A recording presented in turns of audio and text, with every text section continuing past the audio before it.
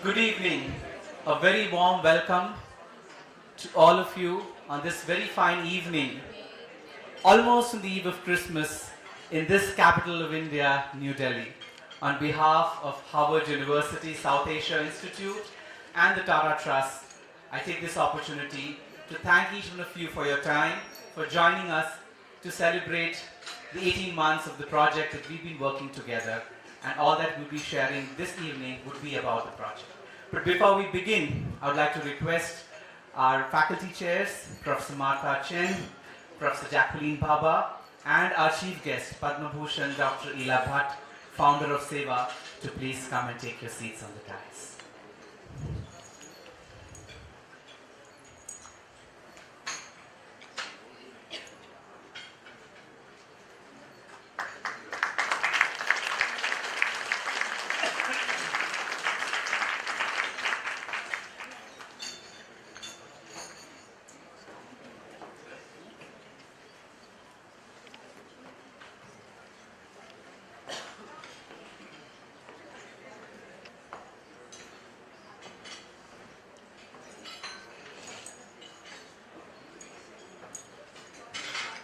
On behalf of the Harvard University South Asia Institute, I would like to request Professor Martha Chen to present a bouquet to our chief guest, Dr. Ila Bhatt.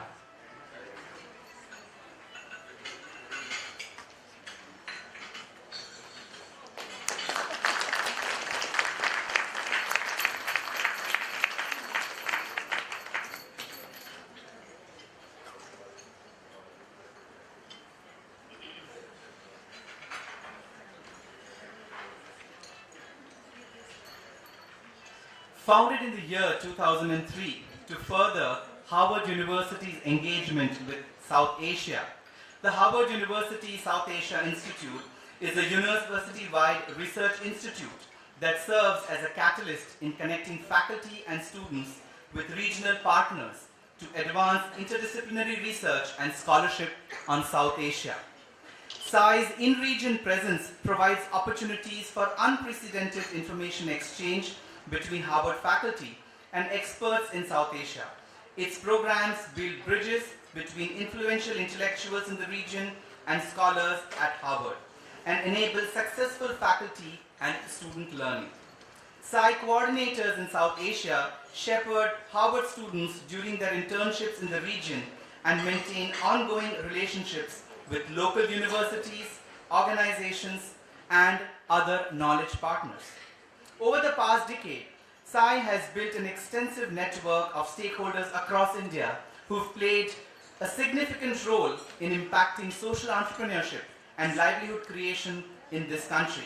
Its network includes over 1,700 Harvard alumni across disciplines who have returned to India and lead organizations in the public and private sector, and over 100 faculty members who focus their cutting-edge research and teaching on issues and subjects directly related to South Asia. Every year, we receive approximately 80 grant applications from Harvard students who are interested in working in India, and they do come here during their summer and winter internships and get an opportunity to have interactions with grassroots organizations. SAI also organizes 70 events annually, which include seminars, symposiums, workshops, and webinars in Boston and in India. Through these meetings, SAI regularly partners with experts and leaders in the government, academia, and civil society organizations. This was a brief background about who we are and what we stand for as the Harvard University South Asia Institute. Very often people ask what is the ambit, what is the gamut of the region of the South Asia Institute. We focus primarily on the countries which come in the SAARC region, and our focus of research and interventions are in this part of the world. The next part of the question we always are asked is, why did we embark on this project on livelihood creation in India? And here is a brief analysis which we've thought over before we embarked on this project as to why livelihood creation in India is very, very important at this point in time. According to a survey of the skills gap by the National Skills Development Corporation, a public-private partner initiative, over the next decade, Indian industry needs 240 million people just to maintain the current growth rate. The entire Indian education system produces only about 12 million graduates, and another 4.3 million who emerge from the education as skilled people every year through diplomas and vocational training from the industrial training institutes.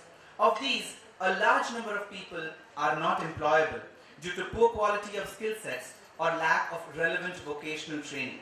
According to a Labour Ministry report in 2012-13, 1 out of every 3 persons in the age group 15 to 29 years who had completed at least their graduation was found to be unemployed. If of these unemployed in this age group, 36.6% were in the rural areas and 26.5% were in the urban areas. To balance the twofold problems of severe paucity of highly trained quality labour on one hand and lack of job skills in large sections of the population in a focused and coordinated manner, the new central government of India, under Prime Minister Modi, even established a full-fledged federal ministry for skill development and entrepreneurship that would coordinate with other ministries and departments of the Government of India and also work with the National Skill Development Agency to achieve the mission of Skilling India. By 2022, the government has a target of skilling 500 million people, primarily by fostering private sector initiatives in skill development programs and providing viability gap funding. It was an honor for us when the director of the Harvard University South Asia Institute, Professor Tarun Khanna, was given the onerous task to chair the Niti Aayog Committee on Social Entrepreneurship and Innovation. It was at this time we wanted to bring into play Harvard SAI's multidisciplinary capabilities that this project and livelihood creation in India was envisaged with Professor Tarun Khanna as the principal investigator. The Tata Trusts, one of the foremost trusts in the country, with a track record of over a century-long set of activities for social welfare, partnered with us and provided all the necessary support through a munificent grant which facilitated the execution of this 18-month-long project. The project aimed at providing a much-needed platform to bring in international expertise and knowledge from the diverse faculties of Harvard University, which has 13 distinct schools of expertise from as diverse areas as business, government, public health, education, design, religion and spirituality, arts, science and engineering, and many, many more. The collaboration between Harvard and local subject experts further catalyzed the process. The project on livelihood creation was visualized in 3 broad areas. The first track was on rural livelihood creation in the Indian craft sector. This was chaired by Professor Mukti Khaire from the Harvard Business School. The second track on science and tech-based social entrepreneurship was chaired by Professor Tarun Khanna and other faculty from the Harvard School of Engineering and Applied Sciences. The third track was divided into 2 parts. The first part of this third track was focused on educational and social empowerment of women, and this was chaired by Professor Jackie Bhabha. The second part of this track focused on economic empowerment of women with a special emphasis on urban home-based workers. This was chaired by Professor Martha Chen. There were 5 key project deliverables that have been achieved over the past year. First and foremost, we did field research. We reached out to over 50 organizations across these 3 tracks in 12 states of India. The second deliverable were capacity building and capacity strengthening workshops. 4 workshops were conducted in IIT Delhi, Mumbai, and at the Entrepreneurship Development Institute of India at Gandhinagar. We had over 150 organizations participating in these workshops from 15 states of India. The third key deliverable involved giving grants. Over 50 lakh rupees were given as grants through a rigorous grant evaluation process to 16 organizations across these 3 tracks. The fourth key deliverable was mentoring by Harvard faculty and subject experts from India. This was done all through the 18-month process, and we had opportunities, Harvard faculty and in-region experts interact with the grantees, mentor them, and do a lot of hand-holding. We also had many of our team members visit these grantees in the interior areas of India, from Telangana to Rajasthan to Maharashtra, West Bengal, Madhya Pradesh, and many more. The last and most important part as a project deliverable was knowledge dissemination. This was done in a 3-pronged format. First was webinars. We had over a dozen webinars across these 3 tracks in the last 1 year. We had Harvard faculty and in-region subject experts who shared various facets and elaborated various aspects of issues connected with these 3 tracks. We had publications, which Professor Baba and Professor Chen will share more details about today. And we've also put together a women's empowerment portal, which provides access to diverse knowledge resources on issues connected with women's empowerment in educational, social, and economic spheres. The intended outcomes at the beginning when we started were threefold, and I think as you go through the event today and our eminent faculty and chief guests talk about this topic, we would be able to understand 3 key areas where we've been able to make a substantial contribution. One has been on the creation of a platform. Second has been the creation of a knowledge base. And third has been development and support for innovative interventions. I would like to elaborate more on this now because I will have our faculty share more details on how this exactly unfolded. I would now like to invite Professor Martha Chen to address us and give us her insights on how the track on urban home-based workers panned out and what have been the key outcomes.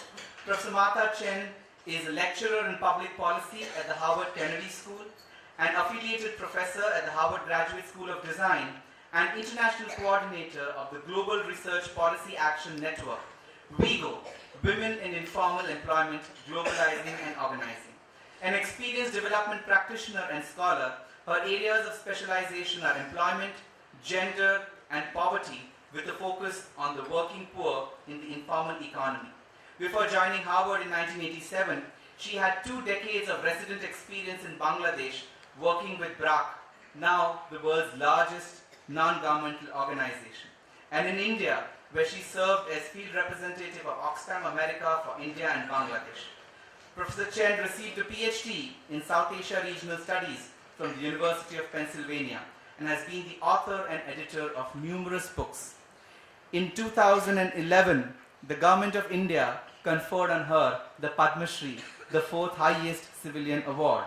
And in 2012 December, the Government of Bangladesh conferred on her Friends of Bangladesh Liberation War Award.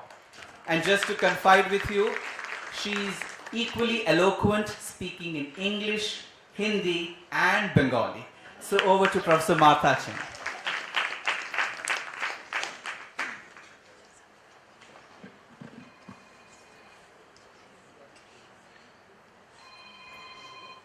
Good evening.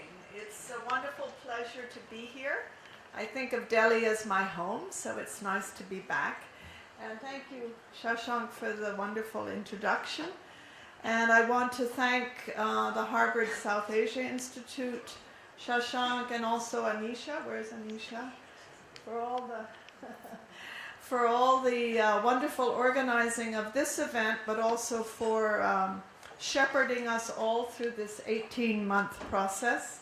And of course, I want to thank the Tata Trusts for being so generous in supporting this initiative.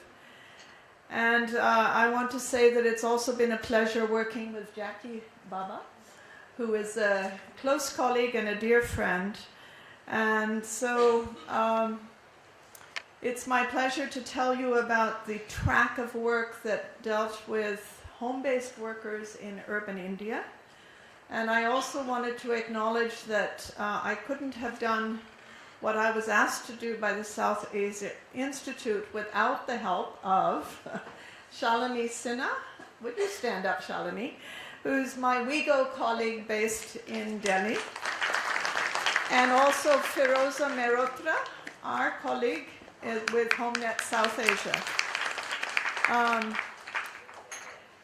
We focused on urban home-based workers, and these are workers who produce goods and services for the market from in and around their own homes.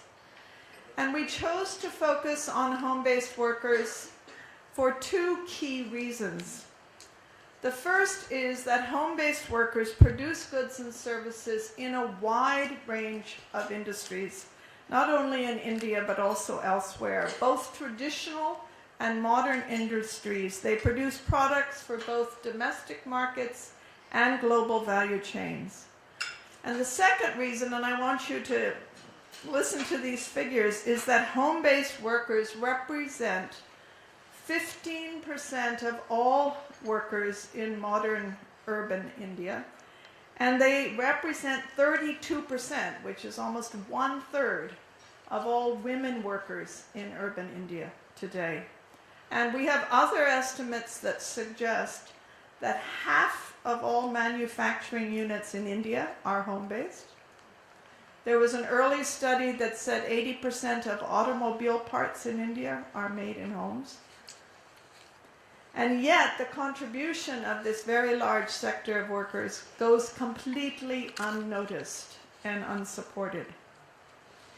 And we partnered with HomeNet India and also HomeNet South Asia, which are networks of home-based worker organizations, and of course with SEWA, the Self-Employed Women's Association, and their affiliates across India, many of whom are here today.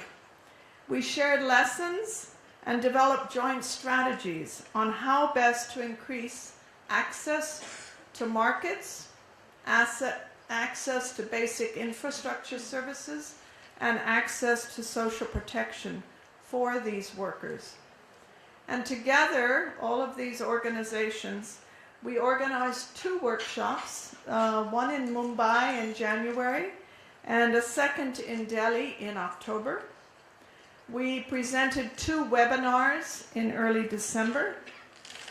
We promoted and documented 2 very promising initiatives, one by Ruab Sewa to create a new market niche for home-based workers in the form of corporate gifts, which led to an order from Rashtrapati Bhavan for table linens, and also from multinational companies of various kinds for Diwali gifts.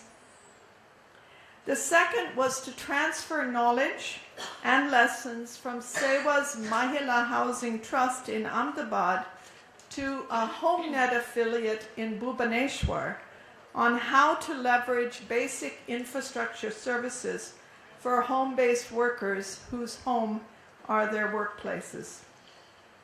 We also arranged for a delegation of representatives from organizations of home-based workers as well as street vendors and waste pickers to meet with the Government of India delegation that was going to the UN Habitat 3 Summit in Quito, Ecuador, to reinforce the message that support to urban informal livelihoods should be integrated into the new urban agenda, which is the key outcome document from the Habitat 3 process.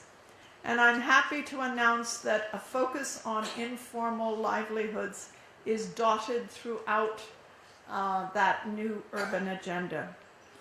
And we produced a publication which Ilabat, the legendary founder of SEWA, will kindly launch today. The publication has a more academic introduction to home-based workers in India with all the findings and research and data analysis that we have. It includes a wonderful photo insert on home-based workers in Ahmedabad, which some of the photos are shared here. It also features short write-ups on these two innovative projects that I mentioned. And then it features an analysis of the outcomes of the two workshops by Firoza Mehrotra. And you will hear more about these activities in a short panel session later in the agenda today. So I will close for now, and thank you very much again for being here.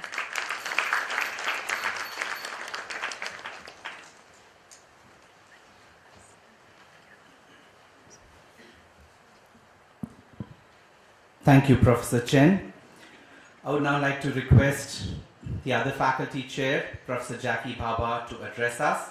A brief introduction. Professor Jacqueline Bhabha is a professor of the practice of health and human rights at the Harvard T.H. Chan School of Public Health. She is also the Jeremiah Smith Junior Lecturer in Law at Harvard Law School, and adjunct lecturer in public policy at the Harvard Kennedy School. She is the Director of Research at the FXB Center for Health and Human Rights, Harvard's only university-wide human rights research center. From 1997 to 2001, Professor Bhabha founded and directed the Human Rights Program at the University of Chicago. Prior to 1997, she was a practicing human rights lawyer in London and at the European Court of Human Rights in Strasbourg. She has published extensively on issues of transnational child migration, refugee protection, children's rights, and citizenship. Her current research focuses on adolescents at risk of violence, social exclusion, or discrimination. She is actively engaged in several research projects in India, examining the factors that drive access of low-caste girls from illiterate families to higher education and that transform gender norms among children and adolescents. She also works on similar issues with the Roma community in Europe. Professor Bhabha serves on the board of the scholars at Risk Network, the World Peace Foundation, and the Journal of Refugee Studies. Professor Jacqueline Bhabha.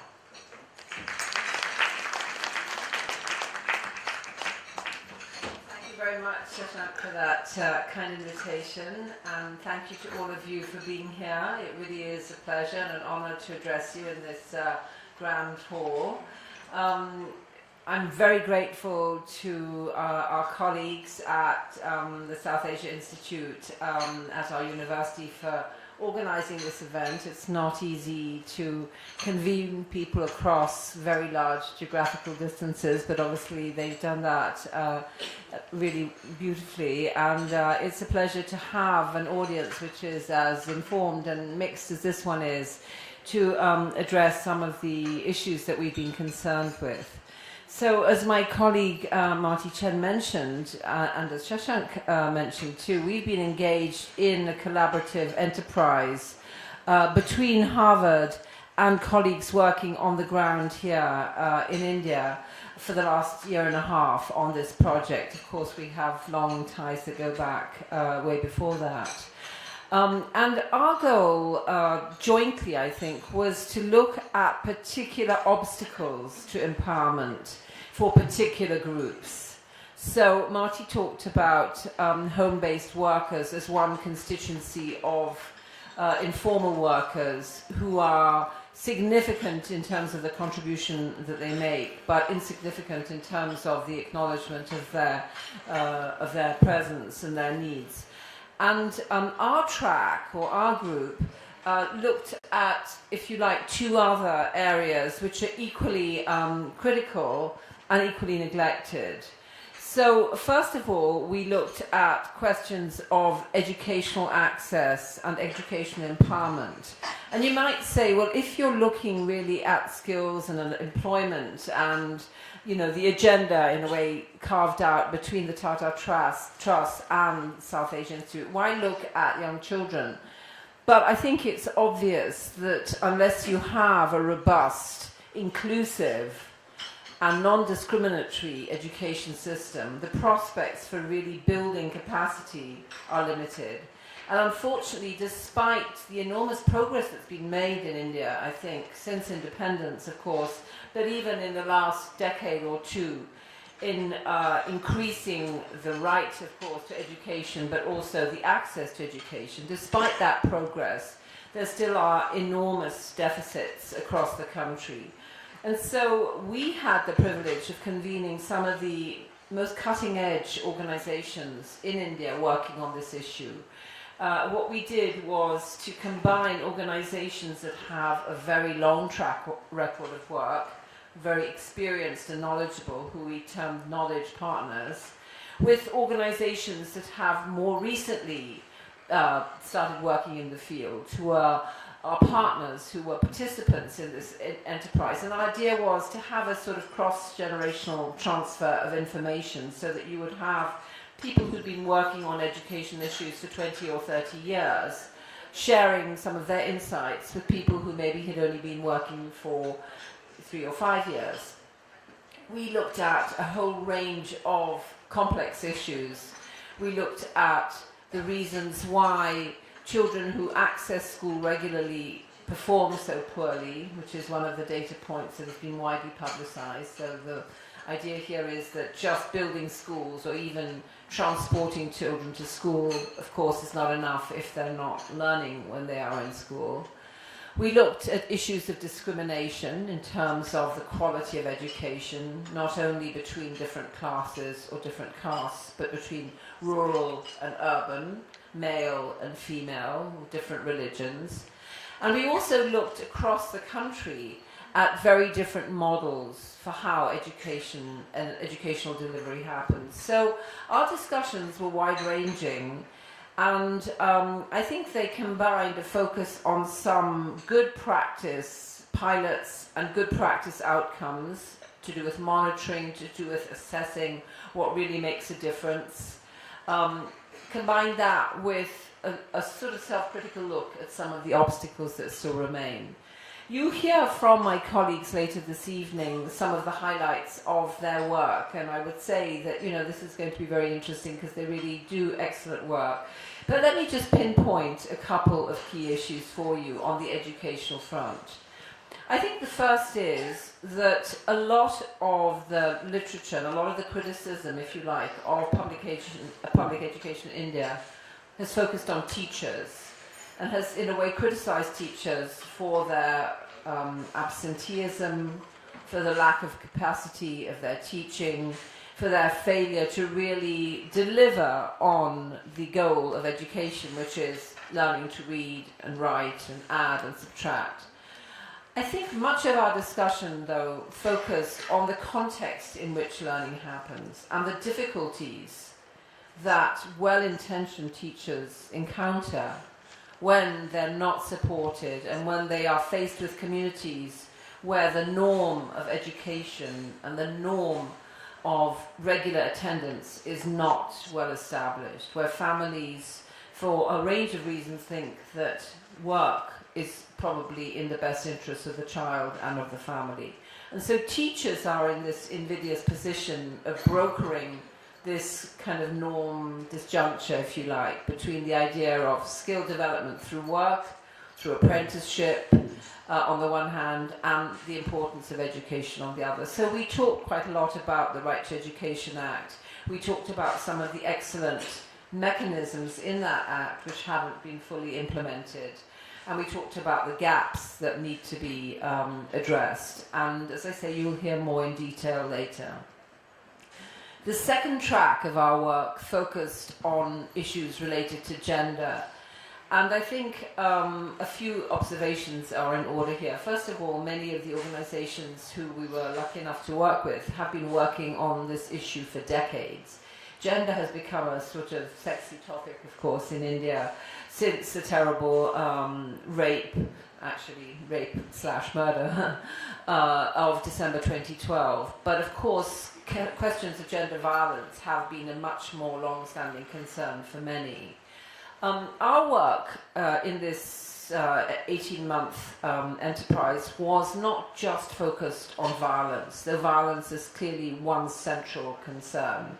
So we do have colleagues within our group who have done seminal work on domestic violence and on dowry deaths and on a whole range of gender-related harms, from family, in addition to violence, rape, and other forms of gender harassment. But we didn't just look at violence. We also looked, in a way, at the more deep-rooted questions of gender norms, because, of course, I don't think anybody in this room needs reminding that gender is not just about women or girls. Gender is about how we are present in the world to each other. And so we were very fortunate in our group to have some of the leading experts who have been working for decades with boys and with men, people who have thought critically about what it is to develop a healthy, robust, and non-violent concept of masculinity, which I think is one of the most urgent tasks, not just in India, but much more broadly.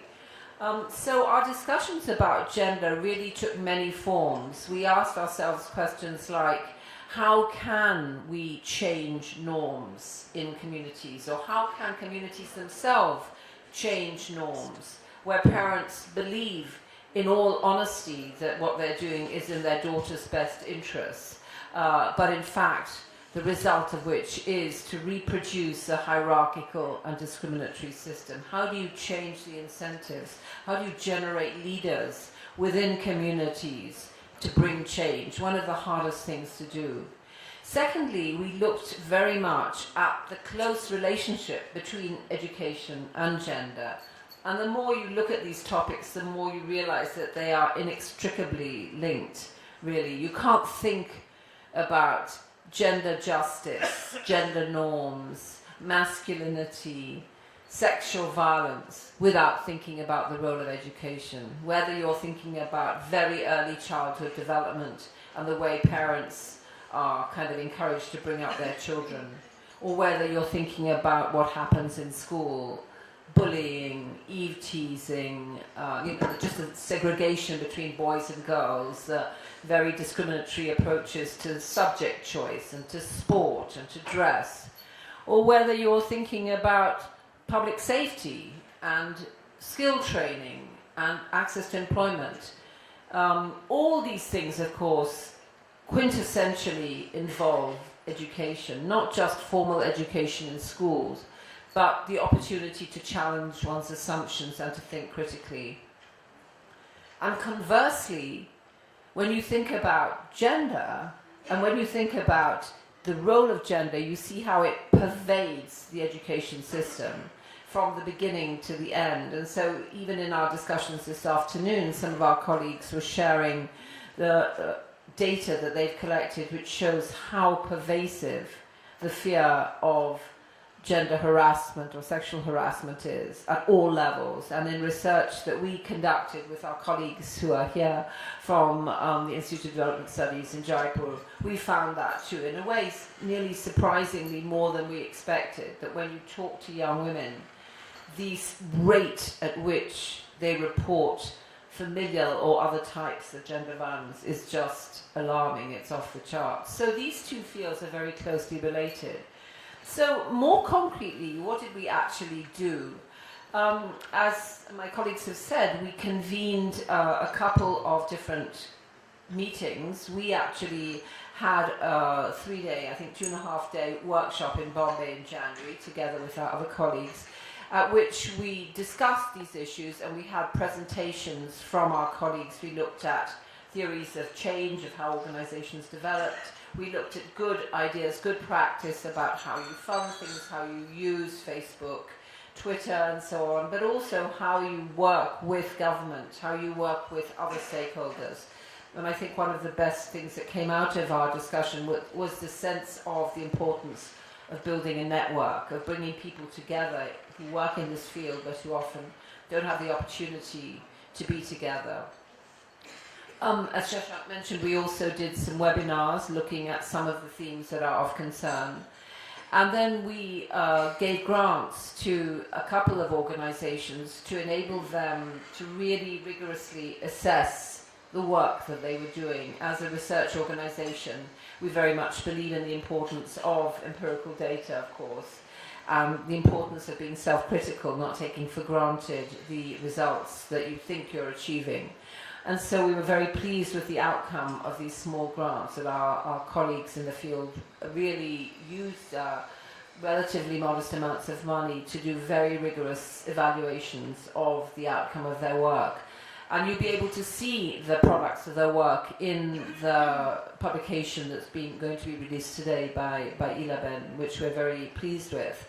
So I just want to conclude by saying that this has been, I think, a very collaborative project, one in which the learning curve has been steep at all points. Certainly for me it has, and I think for my other colleagues from Harvard, we've learnt a lot working with people who are at the cutting edge, and I hope that the fora that we've created have also been valuable opportunities for sharing information. And we very much hope that this is the start, not the end of a process of building a robust network of people concerned about these issues. So thank you very much.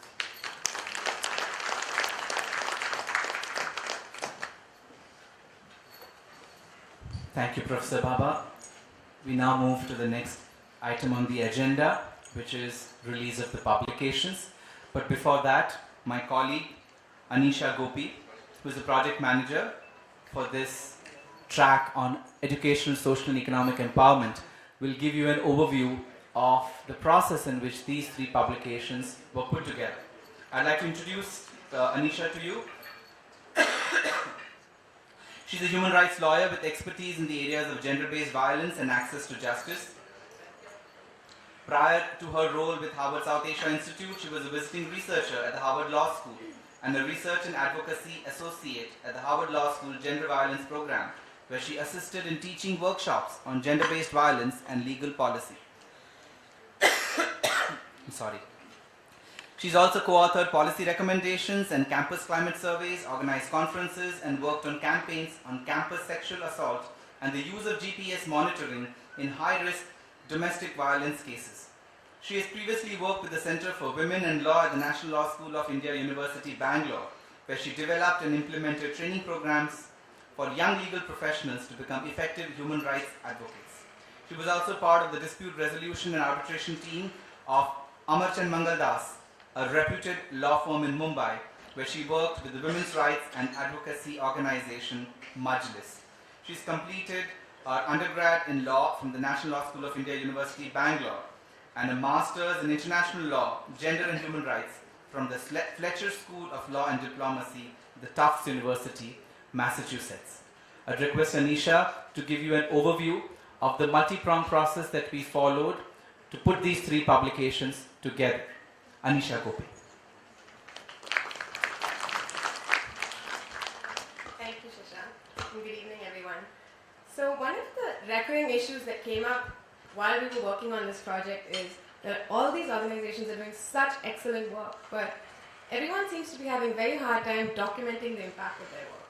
And this was across themes, across sectors. All the organizations said, it's a luxury for us to be able to allocate the resources of people and time to sit and document and report the work we do. We know that our work is very high impact, but we don't document it.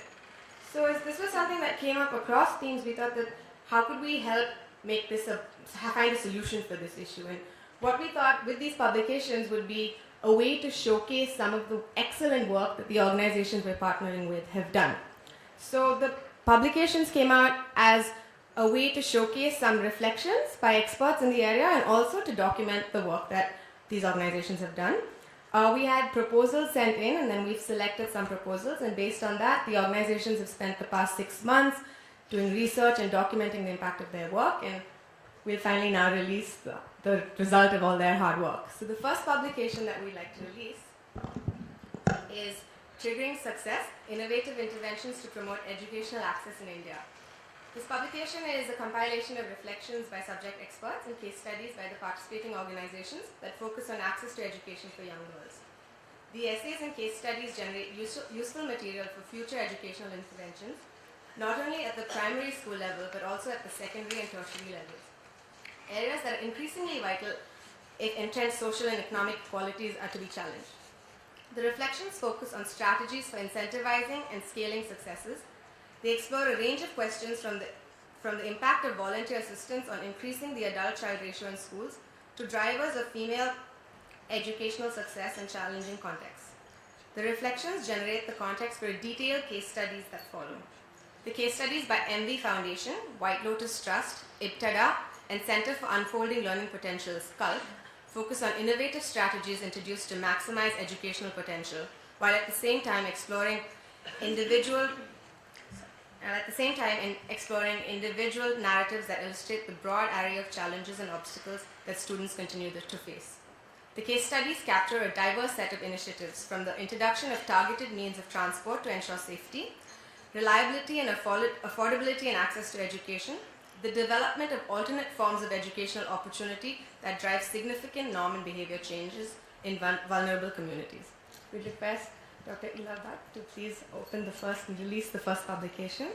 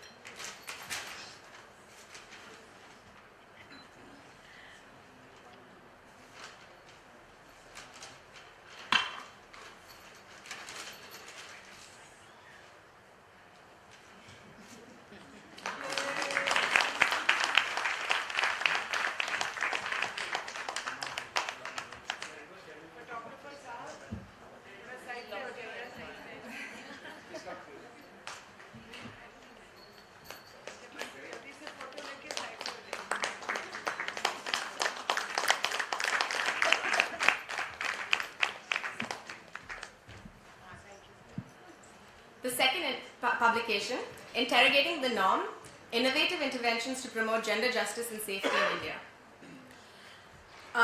Each of the case studies describe a diverse set of contexts and activities geared in their different ways towards improving access to empowerment, rights, and protection of several vulnerable communities. The reflection pieces in this publication are by Ms. Suparna Gupta from Angar and Ms. Bhanumati Kaluri. They explore the innovative creative strategies for enhancing respect for human rights in the context of potentially oppressive or right-violating gender norms. The target harm prevention and a holistic set of theoretical, practical approaches. The goal is to increase the capacity of community members to collaborate in building safe and mutually respectful societies. In one case, a key technique described involves bringing community activists into close and trusting contact with the state and law enforcement agencies, with a view to building trust and ensuring cooperation. In the second case, the community organization relies on a mentorship model to build skills and change gender-related norms. Both essays set the context for the case studies that follow. The case on Datri specifically focuses on rural populations and access to forest land ownership by women. The case by Mava, Men Against Violence and Abuse, examines the initiative on sensitizing and engaging young boys and men to use out-of-the-box methods to deconstruct and redefine masculinity and prevent gender-based violence. The final case on Ahmedabad Women's Action Group explores a range of strategies to strengthen the access to protection for marginalized women subject to violence, exclusion, and stigma. In different ways, they outline the challenges that exist despite welcome legal reform in protecting and ensuring women's rights to land ownership. We request Dr. Bhatt to please open the second publication.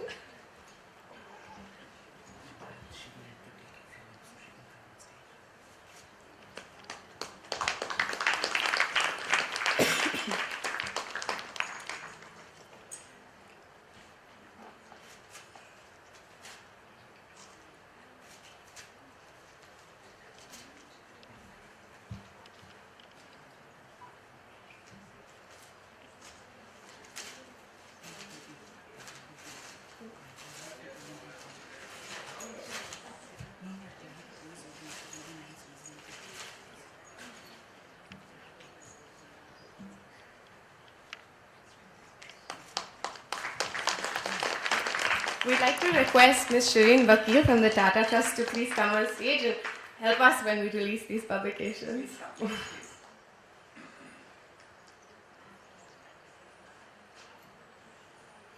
And thank you so much for joining us today.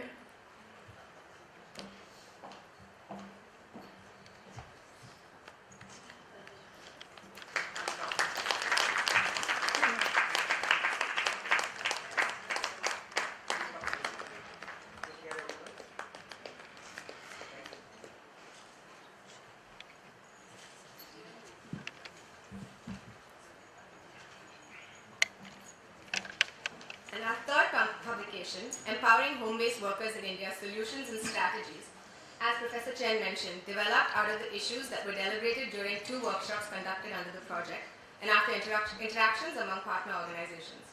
It includes an academic paper by Professor Chen and Shalini Sinha, highlighting the statistics of home-based workers in India and identifying the constraints and challenges they face. The publication also documents the life of a home-based worker from Delhi and features case studies by Ruab Seva and HomeNet Odisha. They also document, these 2 case studies were created specially under this project. Finally, it captures a rich resource from the discussions of the participants during the workshop that was consolidated as a set of key learnings by Ms. Feroza Mehrotra. Again, I request Dr. Bhatt to please release our final publication.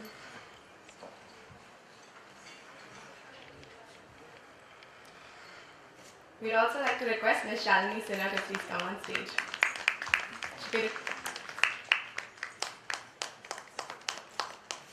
We also have Ms. Feroza Mehrotra on stage, please.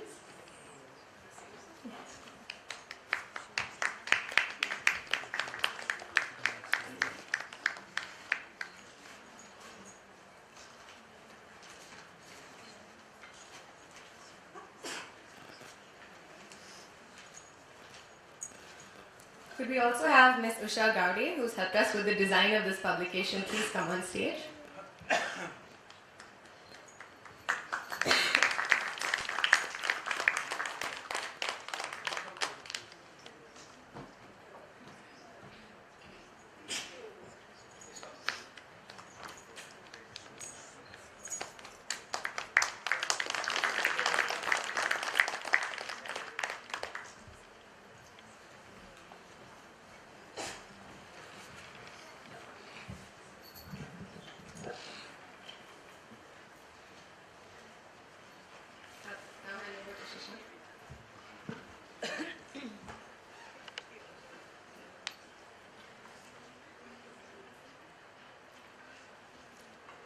Contributions to these 3 volumes are primarily based on the work done, as Anisha mentioned, by a dozen organizations that Harvard SAI has proactively engaged with over the last 1 year. And as they outline a range of approaches, research studies, and policy innovations in the areas of educational, social, and economic empowerment of women in India. Together, they paint a rich picture of the toolkit available for future scaling by the central and state governments in India.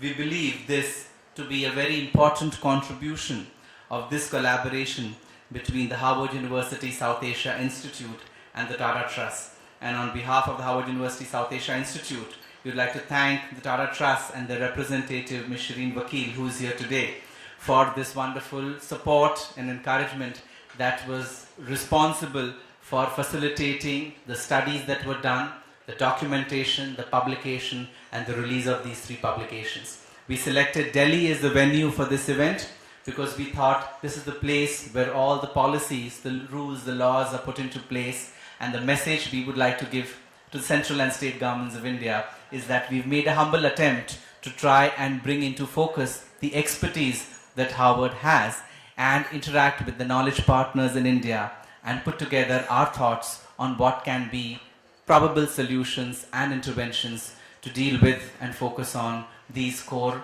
aspects of educational, social, and economic empowerment of India. We would now request Professor Chen to introduce Dr. Ila Bhatt, and after that we'll have Dr. Ila Bhatt's keynote address.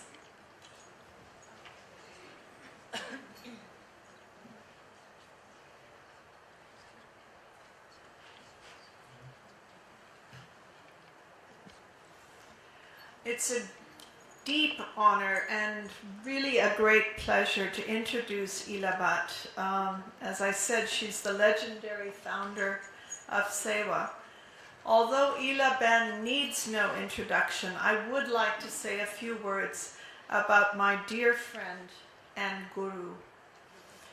Ila Ben is recognized around the world for her visionary skills, her pioneering work, and her quiet, centered humanity and humility. Known as the gentle revolutionary, she has dedicated her life to improving the lives of working poor women in India and beyond. Established in 1972 by Ilaban, the Self-Employed Women's Association, SEWA, is today the largest union in India and the largest organization of informal workers in the world, with over 2 million members. SEWA is world-renowned for its unique and effective blend of trade union activism and development interventions, with, at its core, the building of membership-based organizations of working poor women, including the trade union, a cooperative bank, an insurance cooperative, and over 100 producer and service cooperatives. Ela Bhatt was a member of the Indian Parliament and subsequently the Indian Planning Commission. She co-founded and chaired Women's World Banking and the global network WeGo that I represent. She also served as a trustee of the Rockefeller Foundation for a decade. She has received many awards, including the Raymond Magsaysay Award, the Right Livelihoods Award, a Padma Bhushan from the Government of India, as well as honorary degrees from Harvard University, the University of KwaZulu-Natal, Yale University, and other academic institutions. Ilaban and SEWA have inspired and influenced 4 international social movements: the women's movement, the microfinance movement, the formal labor movement, and a growing international movement of the working poor in the informal economy. For the past 2 decades, SEWA and WeGo have worked closely together to promote and strengthen regional and international federations of home-based workers, all called HomeNets, an international alliance of street vendor organizations called StreetNet, the International Domestic Workers Federation, and a global alliance of waste pickers. Between them, these networks have 158 affiliates in 84 countries. Working closely with Ilaban since 1980, I have learned that we cannot find answers to the world's problems unless we have a vision of what kind of world we want. I know Ilaban will inspire us with her vision of a nurturing economy for our troubled world. Thank you.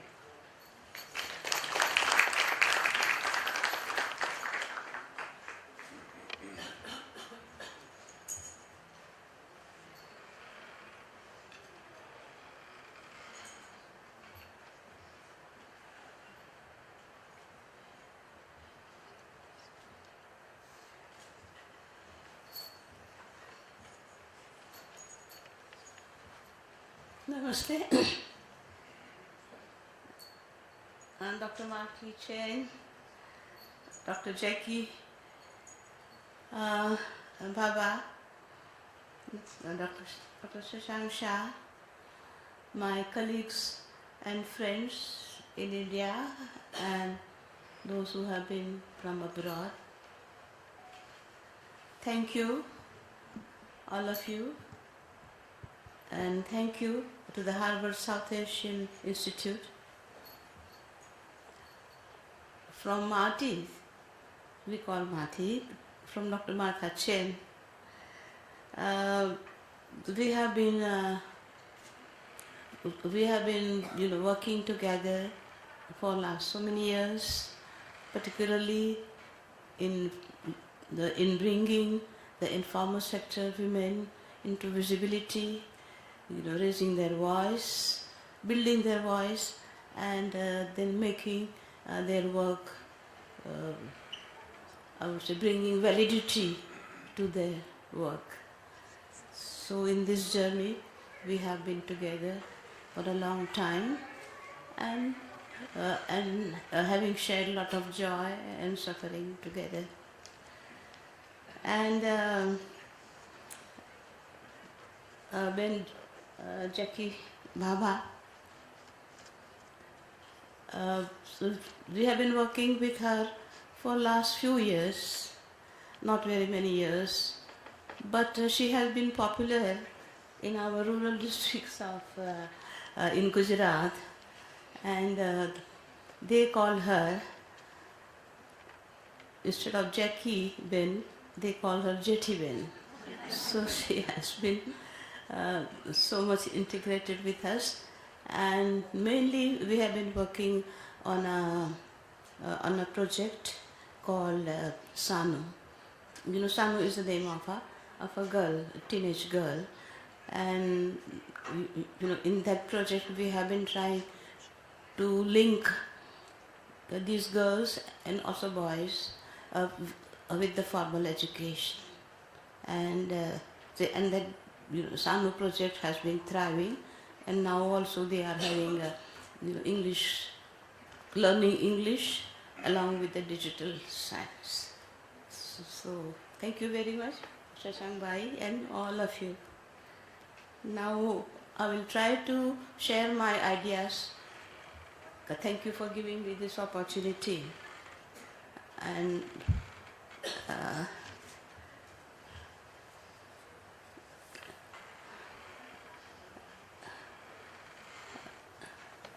let me start from the beginning and say that I grew up in those years when India was fighting for freedom and becoming an independent nation. As young people, we had pledged to rebuild the nation, to reconstruct our lives so that every Indian is able to enjoy freedom. Mahatma Gandhi had shown us the way. He would think of individual cleanliness on the same level as political freedom. To him, a cleanliness in lavatories and the village ponds was as vital as spiritual salvation. We had learned to see the economy from the perspective of the masses when we were students. His economic thoughts have been the source of guidance for me and for Seva. His economic thoughts, one is simplicity, because we recognized that adding complexity is not progress. The second is non-violence. Violence fundamentally is inconsistent with freedom. The third is dignity of labor, sanctity of labor. Labor is the law of nature, and its violation is the central cause of the present economic model. And the fourth is human values. Nothing that compromises a person's humanity is acceptable. So, on these four cornerstones of simplicity, non-violence, sanctity of labor, and human values, we were guided to build India's economy. Today, I would like to spell it as economy of nurturance. Because the human being is central in the thinking, we in Seva gradually understood the view of development as holistic and integrated. By understanding development, we call it creative and constructive work, Rachanatmak Karya, in all aspects. We correlate each of our activities with the impact on our own self, on the society and the world, and thus become responsible world citizens. Such linkages have been the basis of our Vigo movement at global level. The closest to my heart is work. W-O-R-K, work, capital. I would put work, though formal and informal economy is a false divide. However, uh, putting work as central to man's life, karma. It is the work, productive work that leads to development and growth. As we have seen while working with poor women, that work is central to their lives. Work gives meaning to their life. Work forges an individual's identity. Work provides livelihoods that produce goods and services and thus builds a society, a nation. But poverty breaks down the balance. We see exploitation at every stage of the individual, of the community and the environment, nature. In poverty, we assume discrimination at every stage, either based on class, caste, color, religion, land ownership, gender, language, education, training, technology, all through. Consequently, we have vulnerability of all kinds: economic, social, mental, spiritual. People lose their faith and they cling to misguided faith. Poverty is violence perpetuated with consent of the society. Poverty and loss of freedom are not separate. A country can enjoy freedom only to the degree to which its poorest citizen is able to exercise his or her right. This is worldwide.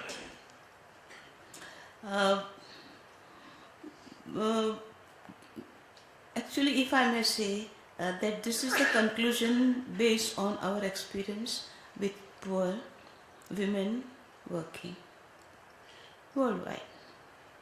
It is in the leadership of women that we see the breakthrough based on our experience.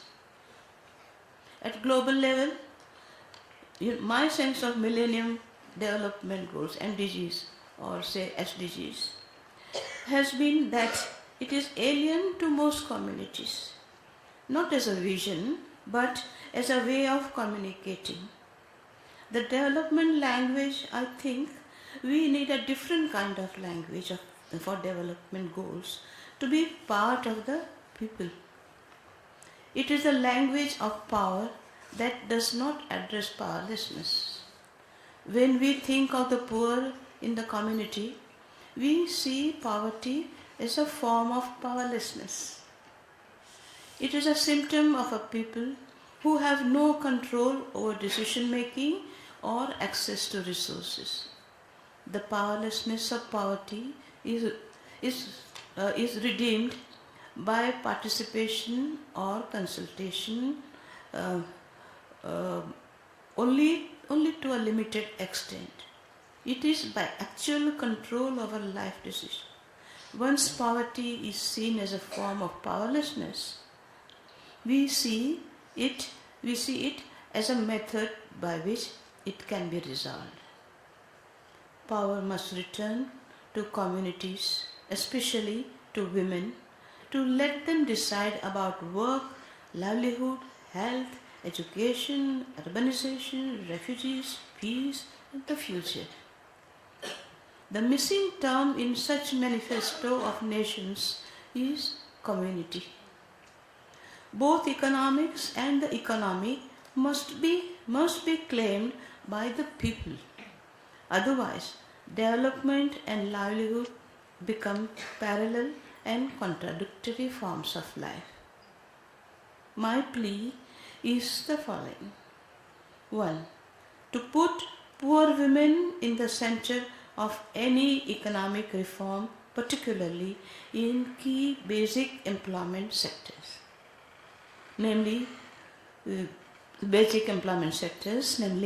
food, water, clothing, housing, primary health care, education, and primary banking. 2.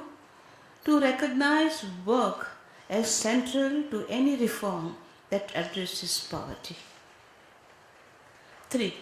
Invest adequately in those initiatives by the poor that have potential to grow to a viable scale. 4. Develop and spread holistic social security cover for the working poor. We need to realize that economic structure in each case is closely connected with the social structure. And 5, lastly, build the grassroots informal sector and the self-employed workers' capacity to enter mainstream markets, local and global, because they are directly linked with each other. My plea is for a gentler economy. Also, I mean economy of nurturance, nurturing of one's own self, community, and the universe.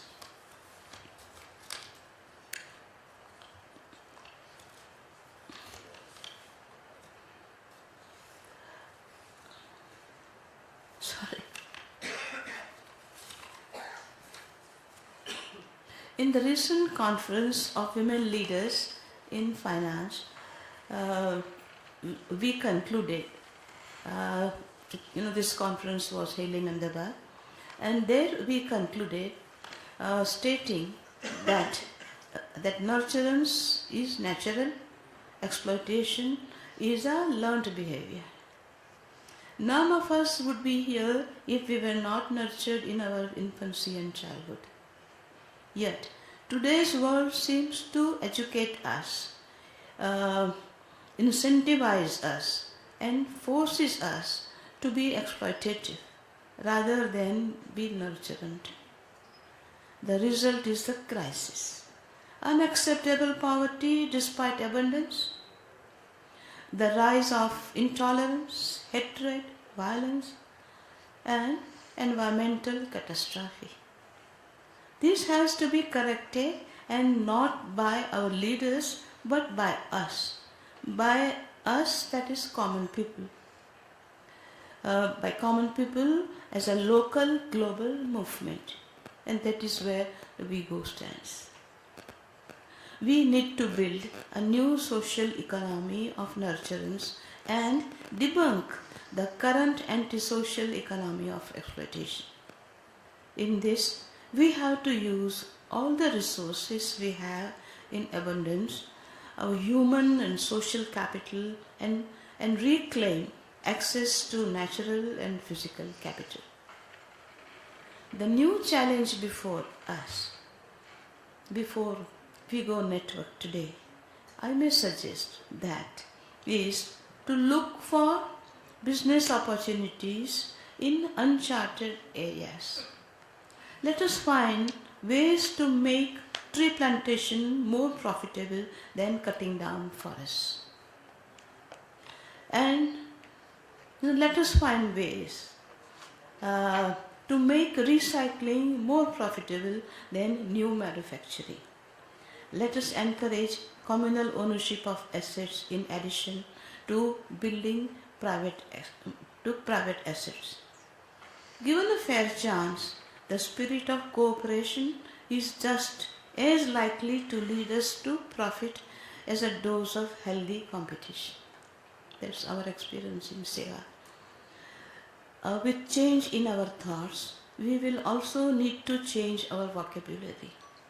To my mind, as for example, Seva Bank is far more successful in its mission if it reaches thousands of small savings and self-help groups as a district level bank, rather than if it were to become a national bank with large assets.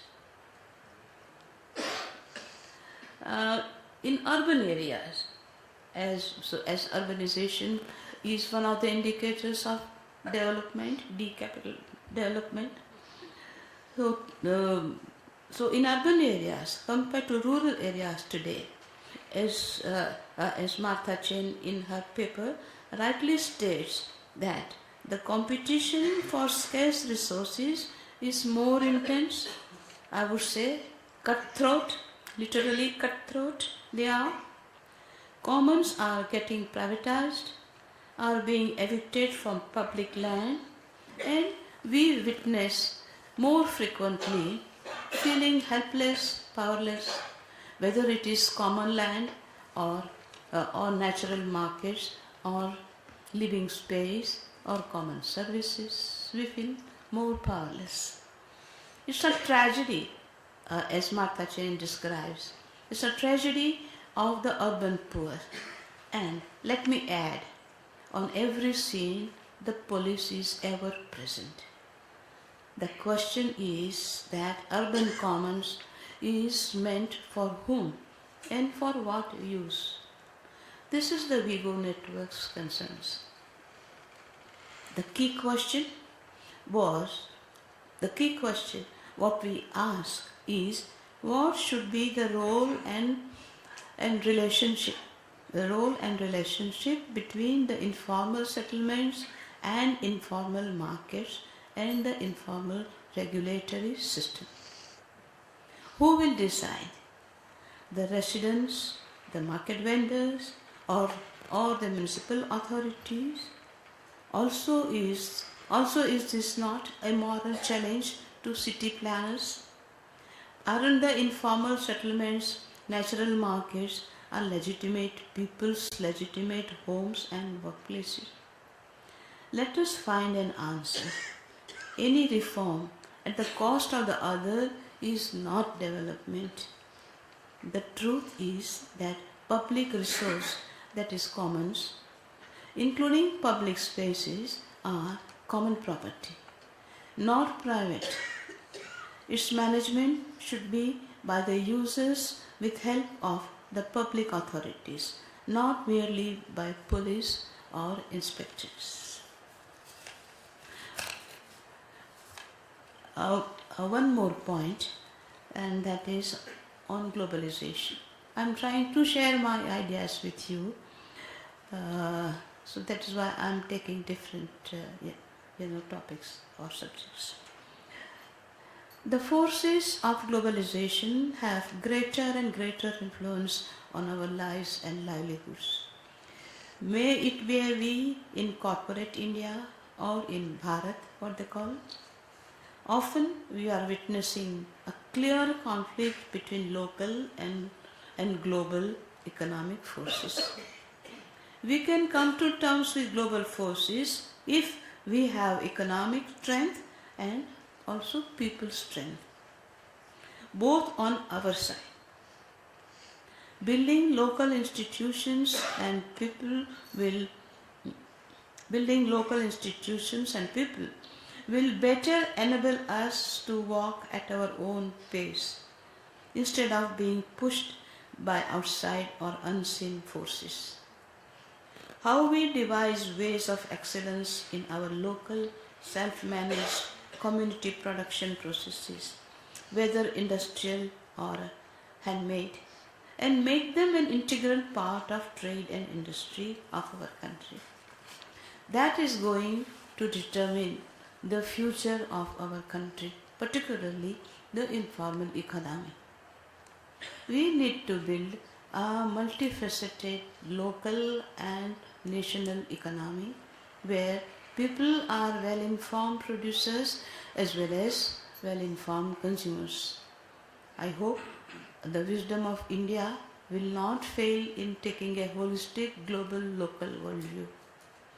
India or Bharat, what they call, cannot just be among the first in the existing economic game. We have to launch a new game where economy and ecology, capital and labor all win. I think we have the people and history of India to help us to do so. And lastly, women. I do see women in informal economy making a breakthrough. Women's leadership needs to be trusted, nurtured, since that is the only hope, I believe. That is the only hope if an inclusive, just society and a sustainable environment are to be created. Women have been so long used as resource, cheap labor, cheaply available, always available, but no. The world has to be made to realize that women are an asset to the world. Women are not permanent shock absorbers in good times and bad times. Women must feature not as absorbers but as partners. In the women's way, feminine way, there are goals but also there are values. The process of unfolding and learning from the process. This process itself is empowering. The feminine has a different sense of time. This is our experience. They have a different sense of time. The work may take whatever time is needed. Seva has taken 30 years to reach 1 million people. Women looks at the whole group or community in whole and tries to include the whole, waiting for those left behind. They wait for those who are left behind, even if it means delaying the group or the process. The feminine aims at inclusion instead of domination. The feminine aims at process more than end goal. Group or individual. The feminine aims at integration over fragmentation. I say this based on my experience. I say what I have learned from my continued experience with Seva sisters and Vigo sisters abroad. Why is this relevant today? The world today needs more feminine leadership because we face one of the most challenging tasks of transformation of our times. And the feminine is needed not just in the form of more women leaders, but also in the form of men honoring the feminine within them. Thank you very much.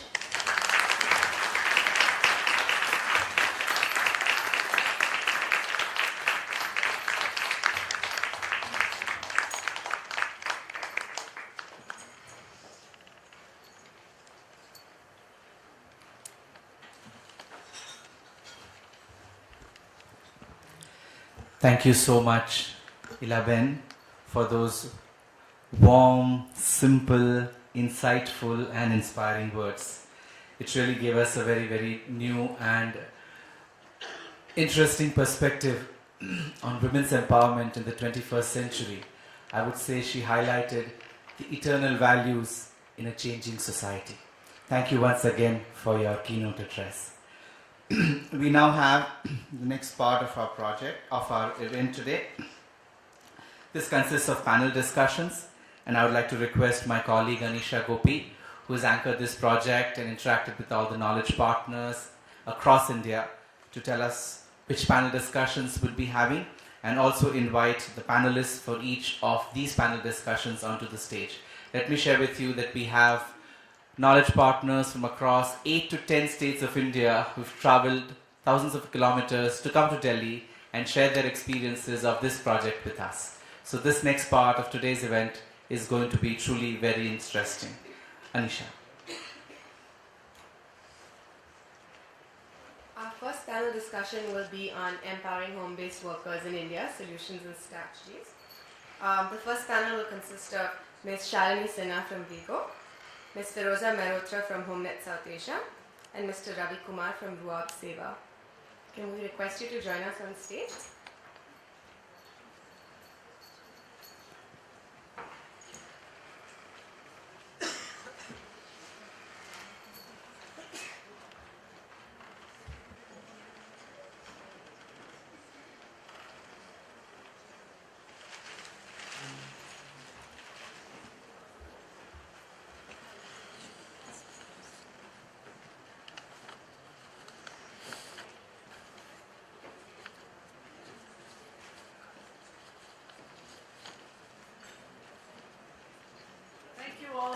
a lot of listening.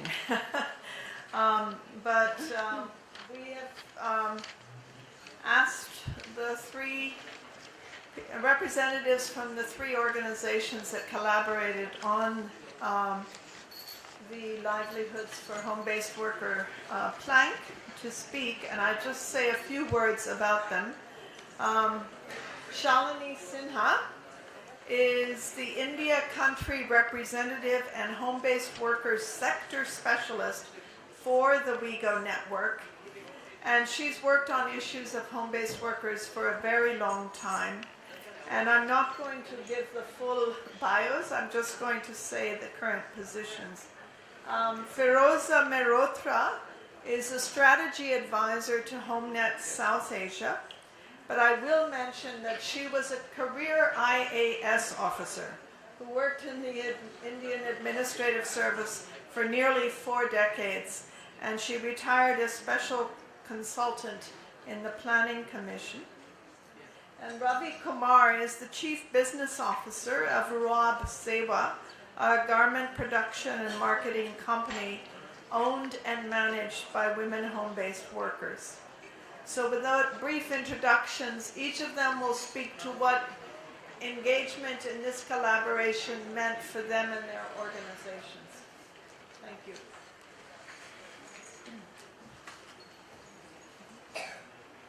Thank you, Martha.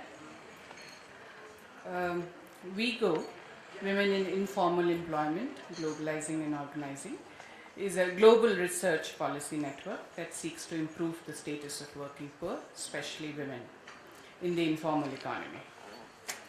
Informal workers need voice, visibility, and validity. WeGo creates change by building capacity among informal worker organizations, expanding the knowledge base, and influencing local, national, and international policies. The WeGo network consists of individuals and institutions from 3 broad categories. First, member-based organizations or MBOs of informal workers such as trade unions, cooperatives, and workers' associations. Second, researchers and statisticians. And third, practitioners from development agencies. These come together to provide most of these organizations of informal workers, the MBOs that we work with, are networks of federations, and currently we have 175 affiliates in some 85 countries around the world. WeGo has a very special and long and close association with Seva, with E11 and with India, and therefore it is indeed a very happy occasion for us to participate in the Harvard-Tata Trust Livelihood Creation Project here in India, and to have 11 as the chief guest for this event. Thank you to the project and to 11 for gracing this occasion. Home-based workers are one of the 4 sectors of informal economy workers that WeGo works with. Despite the fact that home-based workers produce goods and services in many sectors of the urban economy in India, and are a significant share of the urban women workers, they remain largely invisible, voiceless, and unrecognized. Our partnership with the Harvard-Tata project has helped strengthen our engagement with home-based workers' issues and their organizations and networks in many ways. The project gave us an opportunity to strengthen and expand the knowledge base on urban home-based workers with our project partners and affiliates, especially around issues of infrastructure services, marketing support, and advocacy. The knowledge partners of this track of the project, 15 organizations affiliated with both the national and regional networks of home-based workers, not only shared learnings and challenges they face while working with home-based workers to help them access better markets as well as secure housing tenure and basic infrastructures, to make their homes, which are also their working place, more productive. They also reflected and internalized WeGo's vast global knowledge base of research and policy advocacy. Best practices and case studies documented and disseminated during the workshop helped us engage with our partners in developing an advocacy agenda which, while remaining city context specific, also reflected the learnings of good practices from other regions of the world and indeed in many instances from other parts of the world too. The webinars provided a unique opportunity to bring the livelihood issues of women home-based workers from the shadows to mainstream academic discourse, highlighting not just the constraints and challenges, but also showcasing solutions and interventions that work on the ground. As many of you may be aware, WIGO has been playing a very active role in facilitating the participation of membership-based organization of informal workers and their issues in global urban dialogues, forums, and regional meetings. One of our endeavors has been to ensure that the voices of informal workers and visibility of their challenges are well represented in the new urban agenda, which was unveiled at Habitat 3 this year. The Harvard SCI project gave us the opportunity to link our global advocacy work to the local advocacy. During the project partners jointly formulated a platform of demands which was presented to the Government of India delegation to Habitat 3. We see this as a major achievement because the agreement and implementation of the new urban agenda at the country level is an opportunity which is coming up to create a new and inclusive vision of city development, a vision where informal livelihoods are promoted, not destroyed and marginalized. We thank the Harvard SCI project for giving us this opportunity.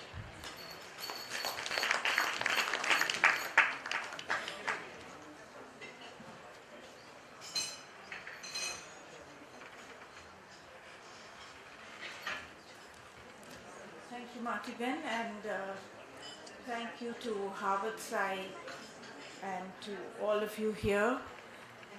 Be very patient with us. I'm not going to take long. I've been asked to give some reflections on how the Harvard SCI project initiative has helped us at HomeNet South Asia. HomeNet South Asia is a network of organizations of home-based workers. We work across all the 8 countries in South Asia and also have, of course, a presence in India, but are equally concerned about home-based workers in all the 8 countries of South Asia.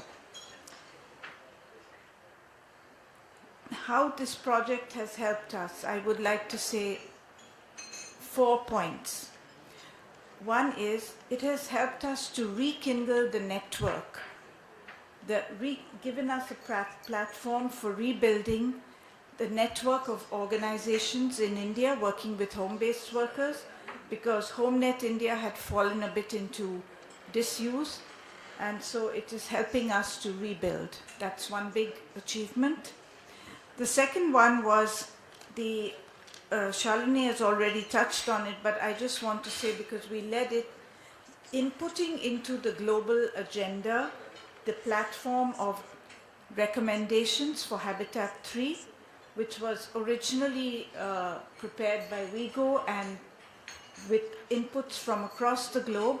But finally, we in India also had a chance to give our contribution to that platform of recommendations, which we shared with the delegation which went to Quito, the Government of India delegation, and they took it to Quito, and they also recommended to us that we should follow up with them on their return, and gave us an invitation to be part of the new urban agenda in India, which we will definitely be taking up. So this whole project has helped us get an entry point into being able to influence the policy, the urban policy in India, you can say. And specifically, we were told that the new tenancy legislation which is going to come, which will definitely help informal settlements, and there's going to be a model tenancy act, which will again be very beneficial for informal workers. The third learning, or the third advantage we've had from this initiative has been the learning and sharing that the group had. So it has been a very rich collective wisdom that has been accumulated on number of topics, and we took them forward in the second workshop as well. So, and this afternoon, we had further discussions on how we could further take it, and we have identified a few areas where we would like to further work in this area. And the last point would be that we were able to showcase some of the work that has been done between HomeNet South Asia and Mahila Housing Trust, Mahila Seva Housing Trust, where women home-based workers themselves realized the link between better urban infrastructure and their productivity. Academicians knew it all along, but it was revealing that they were able to make the link, we were able to make the connection between better infrastructure and better productivity, and therefore better incomes for women home-based workers. So thank you very much for giving us this opportunity, and we hope we can continue in our work in this area. Thank you.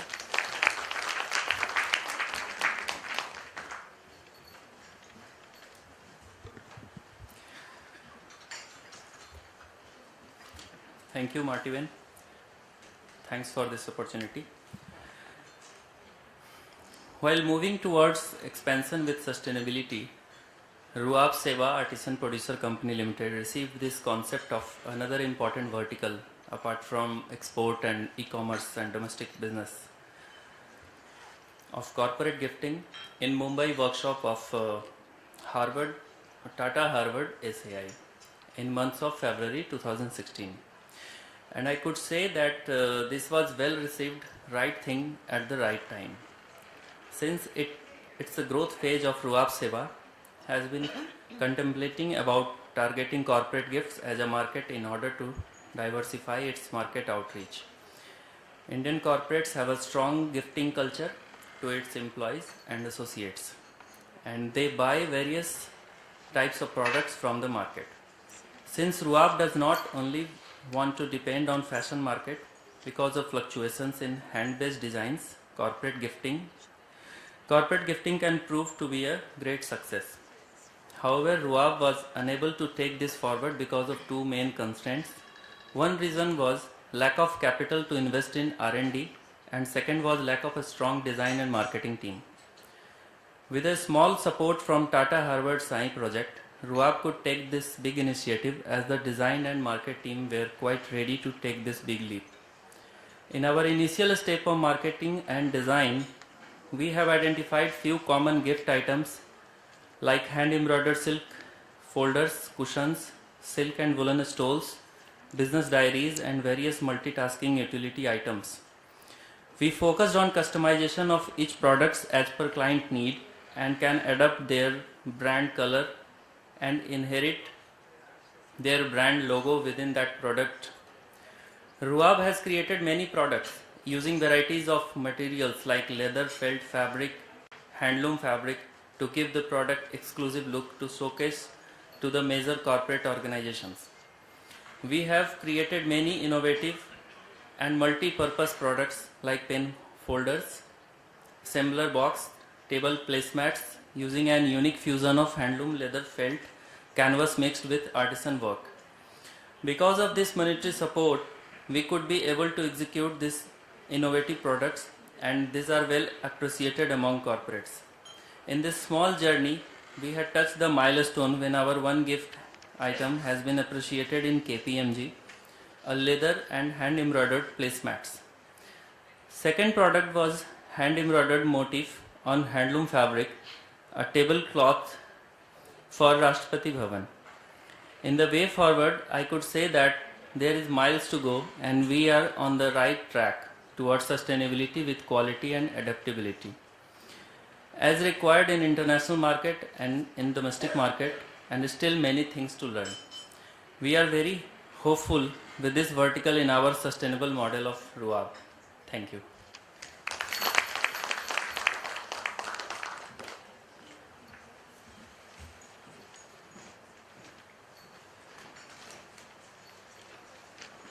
Our second panel is on the publication Triggering Success, Innovative Interventions to Promote Educational Access in India.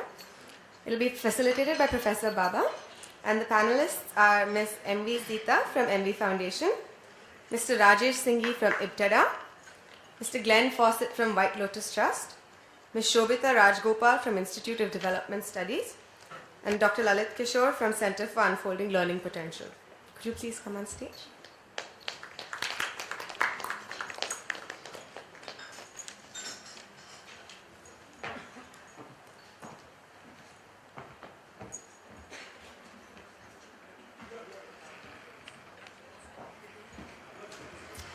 So thank you all. I'm not going to take up your time by giving a lengthy or indeed any introduction, because we've already talked about the publication, and I think I hope you'll all have an opportunity at least to look at it and see it before you leave.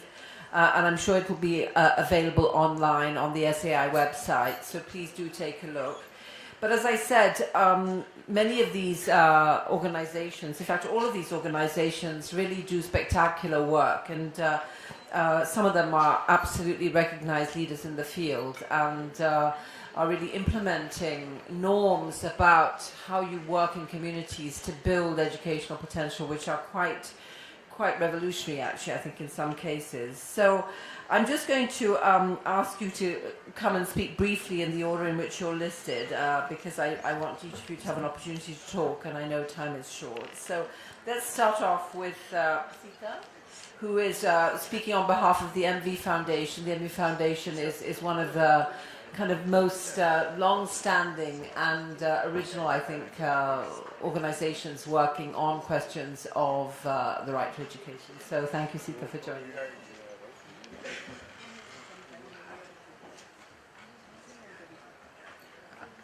Thank you. MV Foundation, as Dr. Baba has said, is one of the pioneering organizations to work on children's rights, especially on child labor in education. But that isn't the project I'm here to talk about. I'm here to talk about the work they've been doing over the past 5 years with adolescent girls.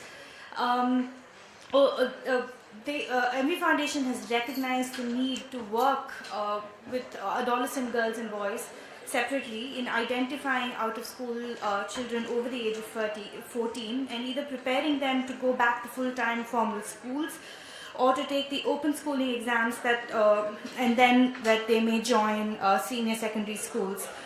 Working with adolescent girls and boys has presented to the MV Foundation a new set of challenges that they had not earlier grappled with. The usual suspects, of course, are those of reproductive and sexual health, gender-based violence, but also at the same time it meant that they had to rethink the role labor plays in the transition from childhood to adulthood. It meant that they had to take hard stances against vocational education for girls and boys who were not enrolled in full-time formal schools. And this was also because, I mean, if you look at some of the macro data on the high female workforce participation rates amongst adolescents, you'll see that it's close to 14%, and whereas the adult workforce participation rate isn't much higher, it's about 10% higher, I think. Finally, this has meant that MV Foundation has taken a multi-pronged approach to working with adolescent girls at the local level, to work with gram panchayats, with school management committees, with schools and administration related to schools. Also working with communities, working with children, so working with youth groups, working with Balika Sanghas to create a collective effort and create solidarity amongst young girls and boys, to create spaces where girls and boys can meet and interact with each other. It has meant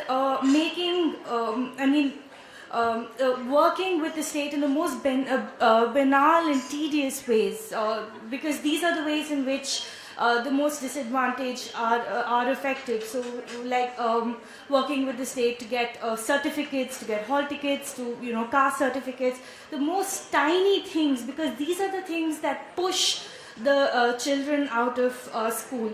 And finally, it has meant making universal education a social norm through a rights-based approach and building consensus for the right to education while being fully cognizant of and resolving caste and class-based and gender-based conflicts at local and really all levels.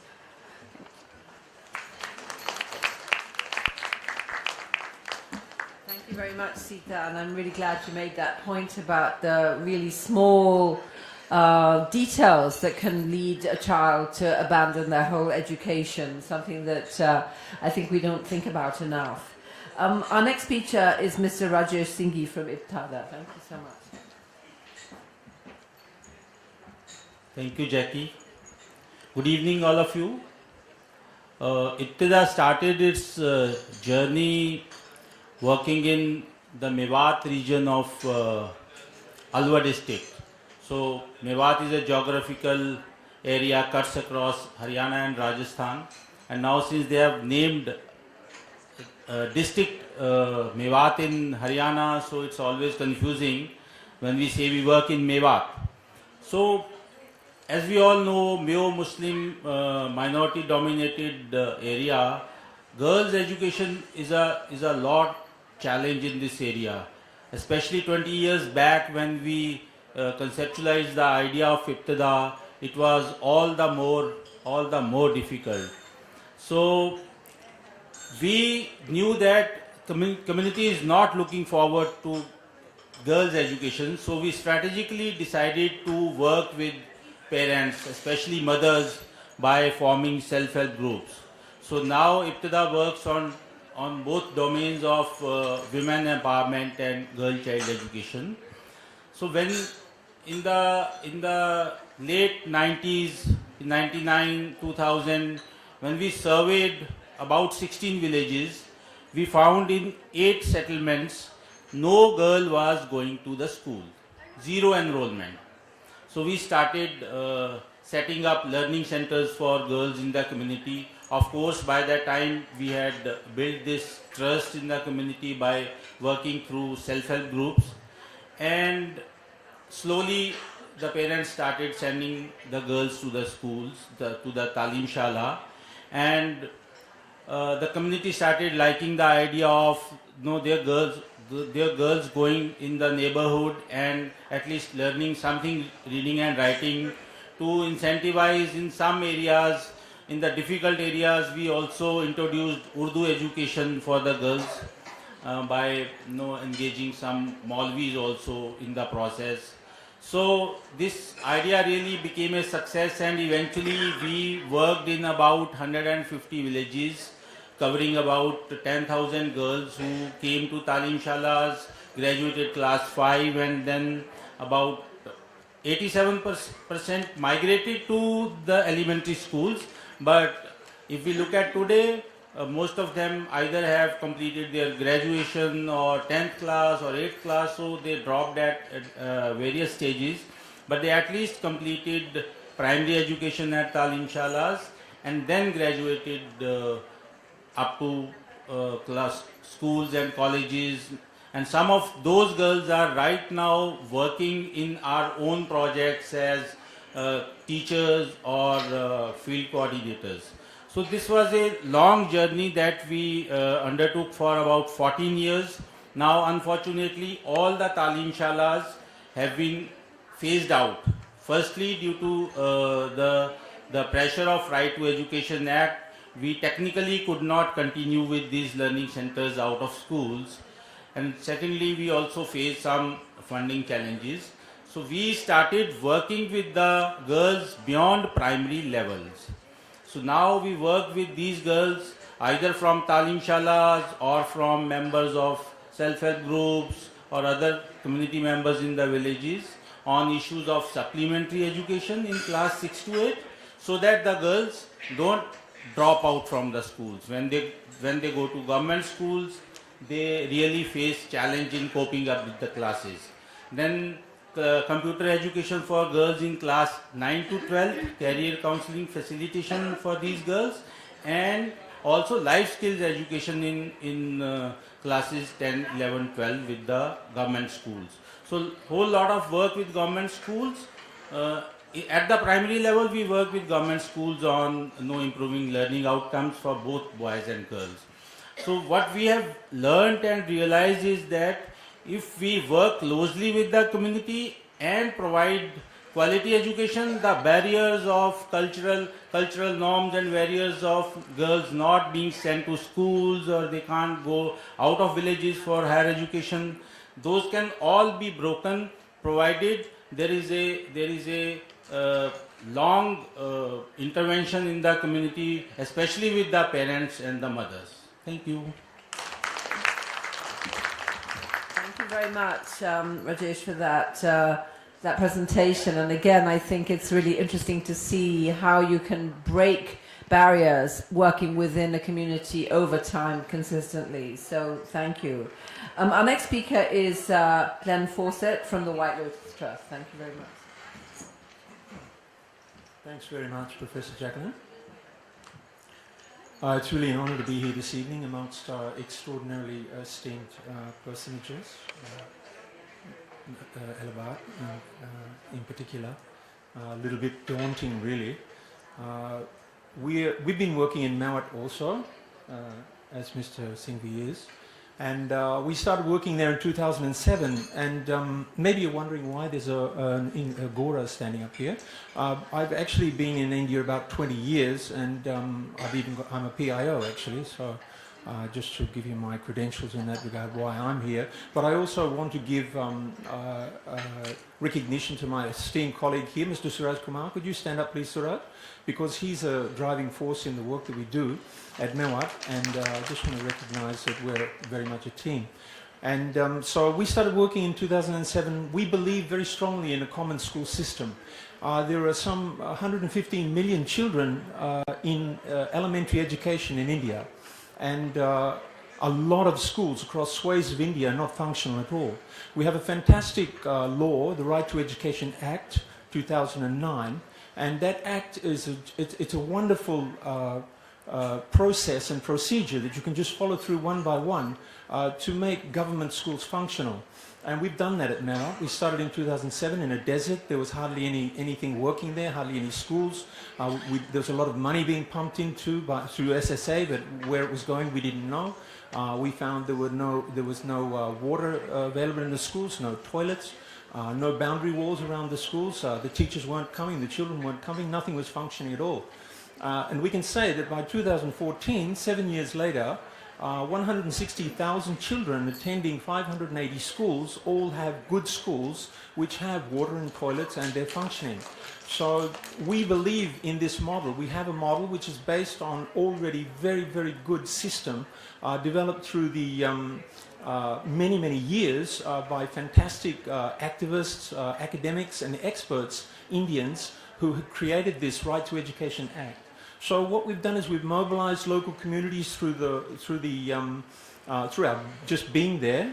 We've taken the government to court because that was necessary. They were abrogating their responsibilities, which was very important because after we took them to court, they turned around and said, okay, these guys seem to be doing good work, let's work with them. So we had them on board for a very long time, and that was very, very important. And I think important for everyone to recognize how powerful governments are in governance. You can really get a lot done if you work with the government. And so our work, I have to say we've been very fortunate, very lucky. Someone like Mr. Kumar who's able to speak very, very humbly and very directly and work with the government in a way which is not making enemies of them. Through him we've been able to speak to the people in the village and the people from the government at their level and without confronting them and saying you didn't do this, you didn't do that. More it's been like how can we do this, how can we do that? And so we've had a lot of success in that regard. So by 2014, all the schools are functioning. It's not over yet. I am speaking a bit fast, but I've only got 3 minutes, so I have to kind of move along. And so this meeting with Harvard University South Asia Institute and Tata has been really fantastic for us.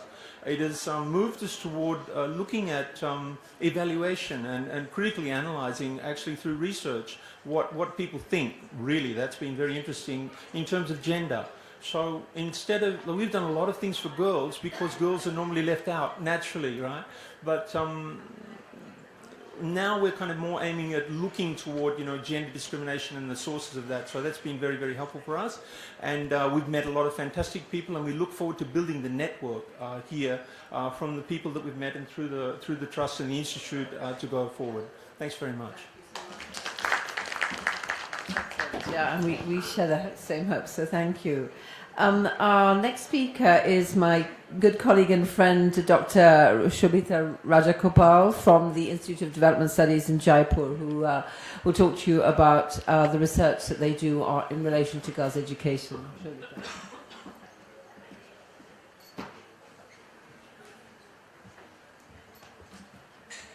Thank you, Jackie, and good evening to all. I think both my previous speakers gave you a backdrop of the kinds of struggles that we continue to face when we talk about girls' education in different contexts and different regions of India. We had the opportunity, that is the team in the Institute of Development Studies where I work, and the team in FXP Center at the Harvard University, led by Jackie, to look at issues, especially triggers that helped girls complete schooling cycles and go on to the next level, that is, get into tertiary education. I think as someone who's been struggling with looking at challenges to girls' education, this was an area which was, looking at, you keep looking at barriers, but this was looking at, what actually enabled girls from disadvantaged backdrops, where parents did not have very high levels of education, to complete their schooling cycles and get into college. We worked across 13 government colleges in Rajasthan, across 5 districts, which were regionally represented, and then went into these colleges and started talking to the girls. And we covered 600 girls, and there was a small sample of out of school, of girls who had dropped out, say they couldn't go beyond class 10, from the same kind of milieu and social background. I think one of the biggest, the main findings of this research, this was over a year that we worked, 2014-15.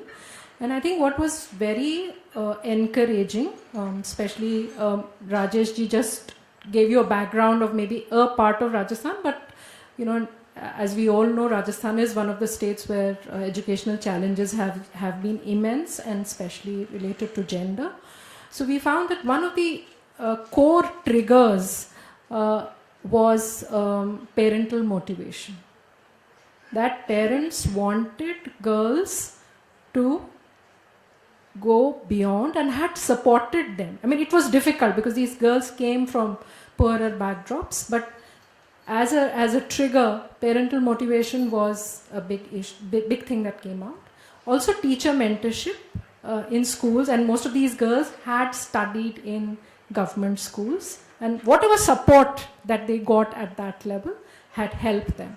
I think one of the big challenges which we are still faced with, not only in the rural, I think, areas, but also urban, was that a lot of these girls were traveling a long distance to come to these colleges, because the government colleges are either district level or block level, and they were facing a lot of harassment, a lot of sexual harassment and violence. I think that's an area we still need to work a lot upon. We also looked at government schemes and incentives, and whether they are facilitating girls and helping them complete their schooling cycles and come into college.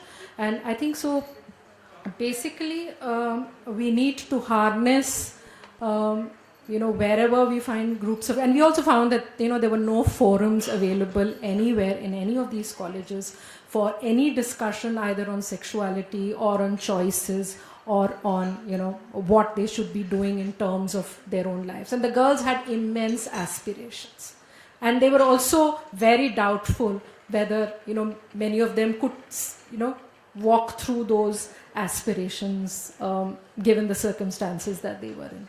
I'll just leave it there. Thank you. Thank you so much, Shamita. And our last speaker on this panel is Dr. Lalit Kishore, who is the founder of the Center for Working Learning. So you have yet another speaker from Rajasthan, which has got a lot of challenges for girls' education. I'm from the Center for Unfolding Learning Potential, and Mic off. our NGO speaks of it. Excuse me. Use Oh. mic. Yeah, another challenge here. Close. No, it was off from there, you know.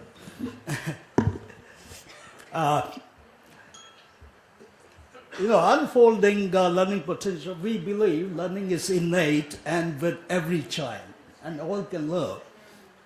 And if learning is not happening, it's not the fault of the child, something wrong with the learning environment or the kind of methods which are being used.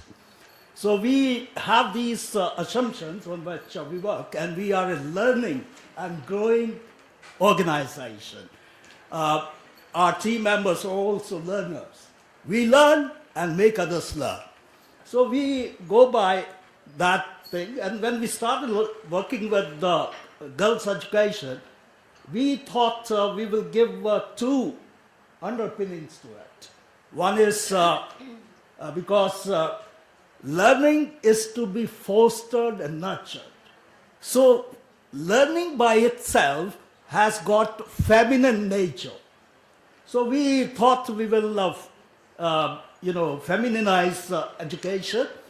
That's mean group learning, collectivization, lot of singing together, use of folk art, use of mother tongue or first language, they will be emphasized.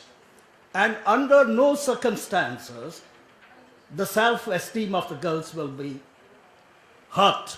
So these were some basic assumptions which we started. We created the material and we selected right kind of female teachers as a preventive measure. So we had a certain battery of selection tests or tools to get the right kind of girls who had faced struggle in their own education.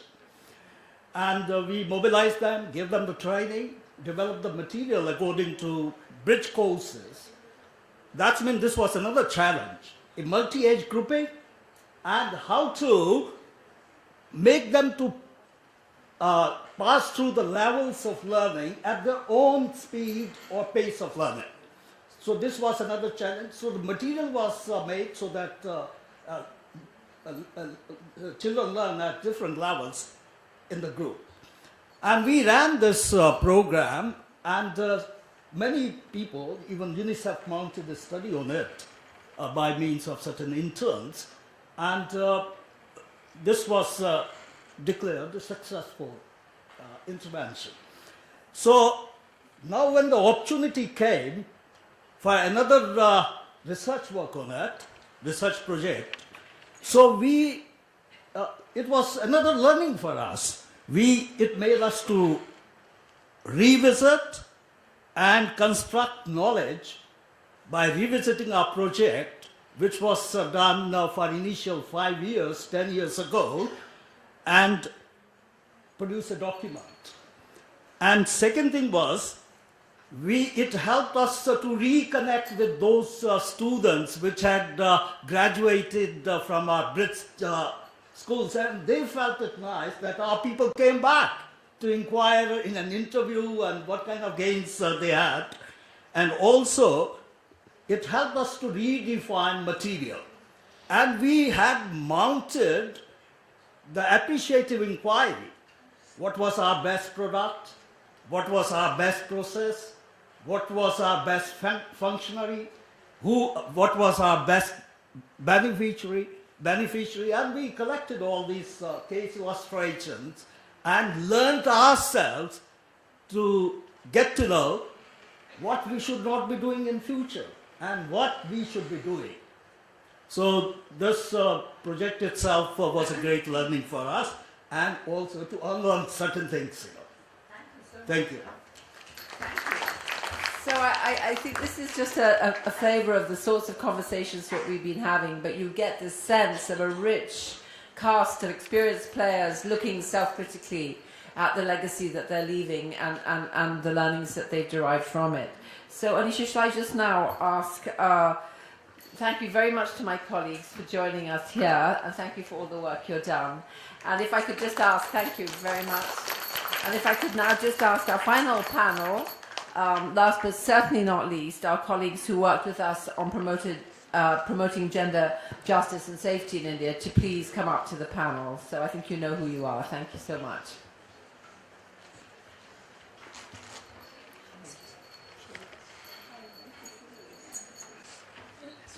So I know the hour is late, and yet my colleagues are all have very fascinating things to tell us. So let's just, without further ado, move forward with our agenda. As I say, these are all really leading organizations with very long and very interesting histories of work on gender violence, but also more broadly on issues of gender and gender justice. So please, if you wouldn't mind just focusing for the last few minutes, and then we can close this. But I really would like to thank you very much for being here, all of you. So let's start off with Bhanumati Kluri from Tata, which is a resource center for women and children's rights. Thank you. Thank you, Dr. Baba, and thank you, Sai Howard, for partnering with us on this research study.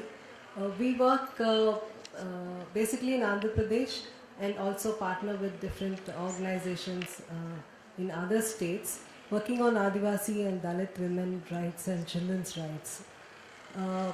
Essentially, our work is around the issues of natural resource rights and women's legal and customary rights to these resources, vis-a-vis what is happening in the development process, issues of displacement, large projects, infrastructure projects, mining, government conservation projects. So we try and look at the gendered impacts of the different processes of development and anti-development, and we are trying to strengthen the women's leadership within the different movements related to Adivasi women and Dalit women. And we also work with the children on the Right to Education Act and bringing children into school, because a lot of children in the areas we work, because of the displacement, because of migration, a lot of children get into child labor and sexual abuses, drug abuses. So we're trying to help adolescent girls, children and women deal with these situations. So with Sai Howard, we basically took the issue that we are currently focusing on, and that is the Forest Rights Act, and how we can get women to use this as an important tool for getting their control over their and ownership over the resources. So, so we are working on how to help women understand this process of making claims with the government and registering their claims so that they can get legal rights. But also in this process, one part of it is to deal with getting the land titles. On the other is the issue of dealing with the whole institution of patriarchy, both within customary social norms and also with the constitutional.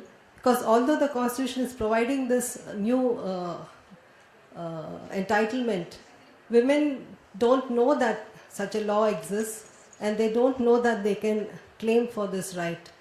And where, whether it's NGOs or the government institutions implementing this act, they ignore the women's direct rights. So women-headed households, single women are not even considered as eligible to get these legal rights. So it is where we are working that we are trying to consciously bring the women to understand these rights and also make claims. Thank you. This is actually a fascinating project looking at land ownership and forest rights of Dalit and tribal women as an avenue to underpin gender justice, and we were very impressed actually with the work that they did, and actually found that even the case study very fascinating. Our second speaker is Harish Sudani from Men Against Violence and Abuse, MAVA. Again, an organization that has a very long history. It's one of the leaders of working in this field of gender justice from the perspective of boys and men. So Harish, thank you for being with us.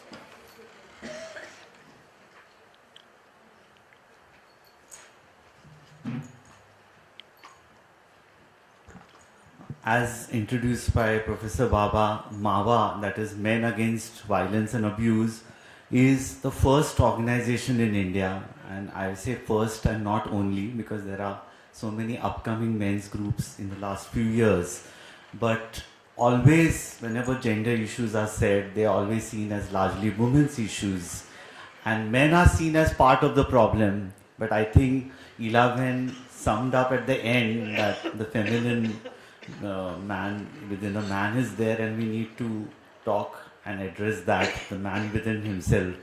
So I think our organization pioneered, and in much before international bodies like the UN Women and all, even the World Women's Meet in Beijing in 1995 said that unless you have men engagement, the women's reproductive and sexual health will not improve. And so the question is, what are the gaps? Like it was said in 1984 at the ICPD conference, in 1995 at the World Beijing Meet. So MAVA has been working, in Maharashtra, based in Mumbai. And very interestingly, I got a fellowship 10 years ago through Population Council. And with that fellowship, I started work with 33 boys in rural Pune, 18, 19 years, in their first year degree. And continuous engagement and mentoring of those 33 boys. Later on, 18 of them became mentors and continued the work, and I'm glad that one of them, Amol, who is clicking the picture right now, has been there for the last 8 years, and he is a role model, and along with him 700 such mentors in 9 districts of Maharashtra have been reaching out to other adolescent boys and young men, spreading messages about women's right to dignity and safety. And the methodologies were very interesting. We focused on young men and tried leadership development in them. We used, the methods were all evolving, whether it's a wall newspaper in your own college, prepared by the boys themselves, or whether it's an annual magazine, or whether it's a street theater, or a 2-day film fest, or group discussions in general, engaging them continuously and linking not just that they should stand up for women's rights, but what it is going to give them per se as men. Because unless the personal gains, what it is going to give them, unless that is answered, the long-term engagement will not happen, otherwise it will be tokenism.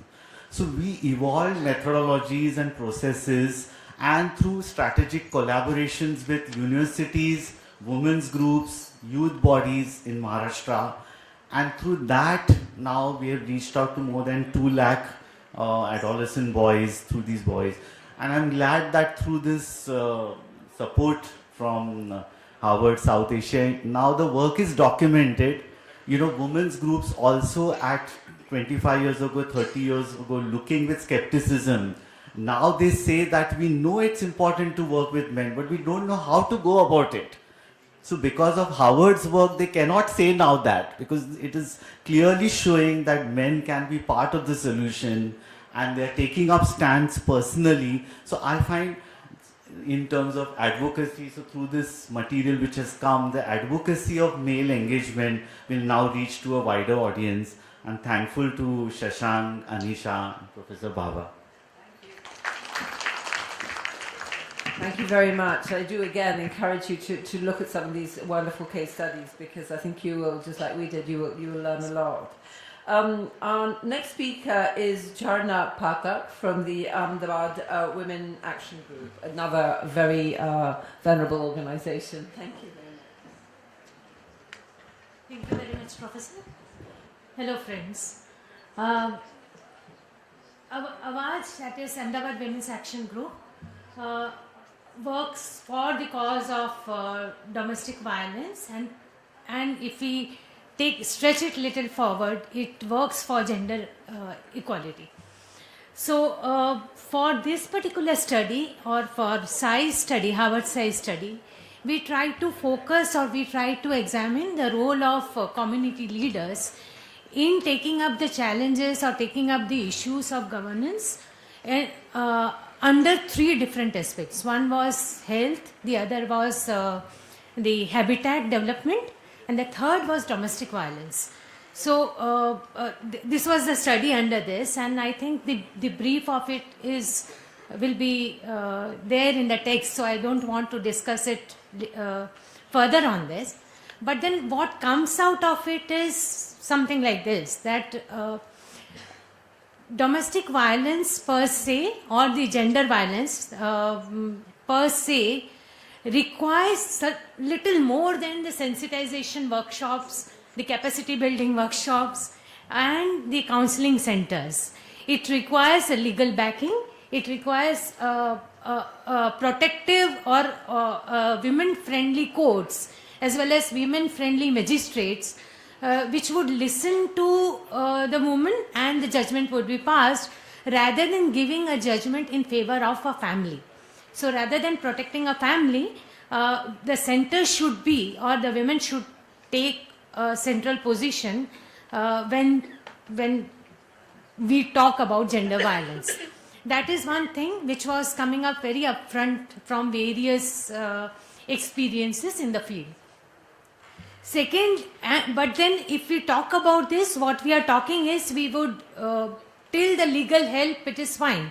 But then when it comes to government and the government's and the role of upscaling of this leadership driven program, then the challenge is in terms of the budget.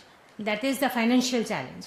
Now when we look at the budget, I was talking little earlier than this, that when we talk about women and child development budget, that is minuscule. That is 3% of the total GDP that we are talking about. Within this 3 to 4%, more than half goes into child development. So very little remains for women. So when Nirbhaya Kand happens, there is a program-driven initiative which is taken by the government. But there is no specific budget on such interventions. So what we require is, we require government to consider this to be a challenge in a society, and should work for the benefit of women. That's it. Thank you.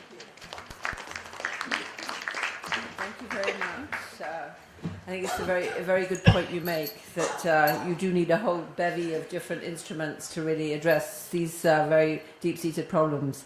Our last speaker is Atya Bose from Angan. Angan is another organization with which we've worked extensively and who has a very wide range of competences, but I think Atya is just going to address a couple of them. Thank you so much for joining us. Thank you, Jackie. It's horribly tough being the very last speaker of the evening.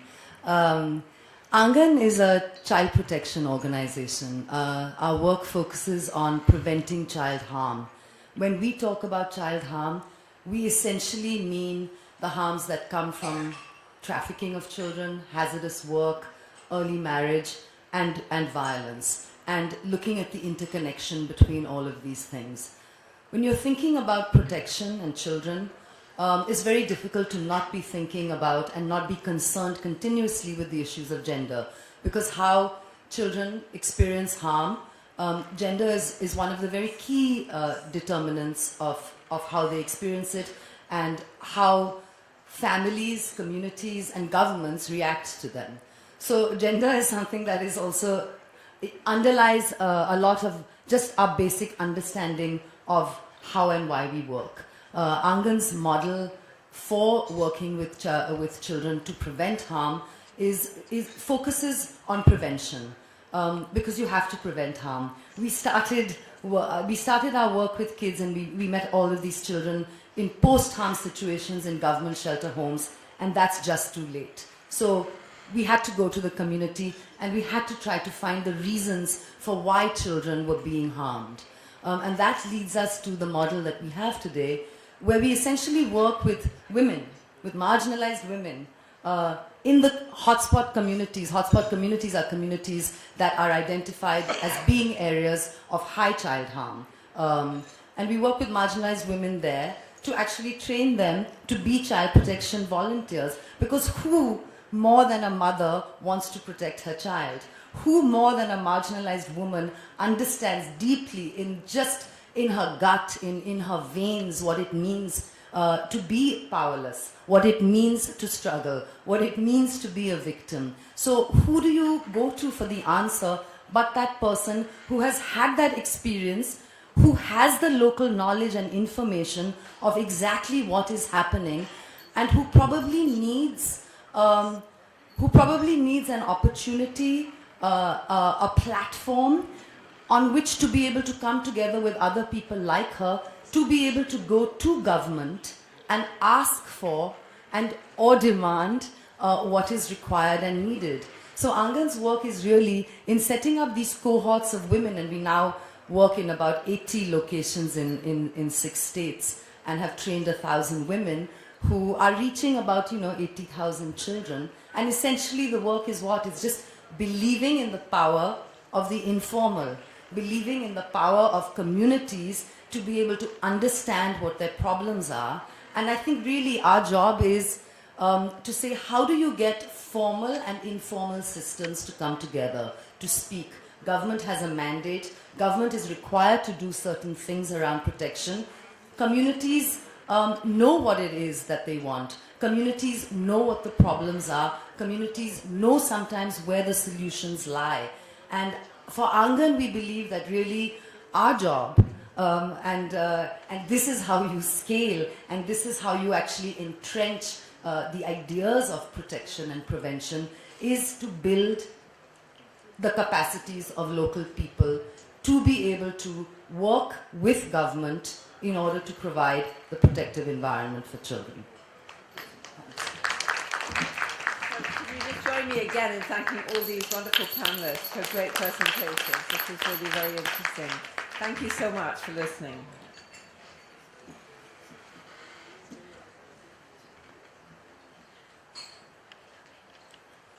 Like to ask a question? I know the hour is late and you've sat patiently and listened a lot. Are there any questions? Did anybody have a question, or you rather just ask questions informally when we end?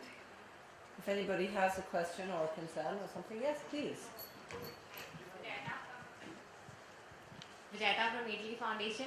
I don't know if it is going to be in the process, but just to understand, how do you identify these bunch of organizations from Pan-India?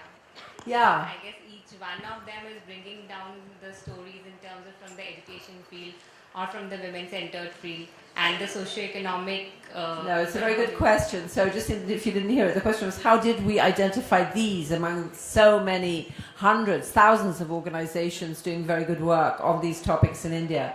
The answer is that we started off with these knowledge partners, which are the kind of established organizations that we were familiar with, either directly through our own work, through my work and through colleagues' work, or through advice from the Tata Trusts. So we started with what we knew. And then we kind of put together an advisory board of people whose work we respected and work that is well known. And then we asked them to nominate 5 other organizations which were less well known, whose work they thought highly of. So it was like a 2-tier process.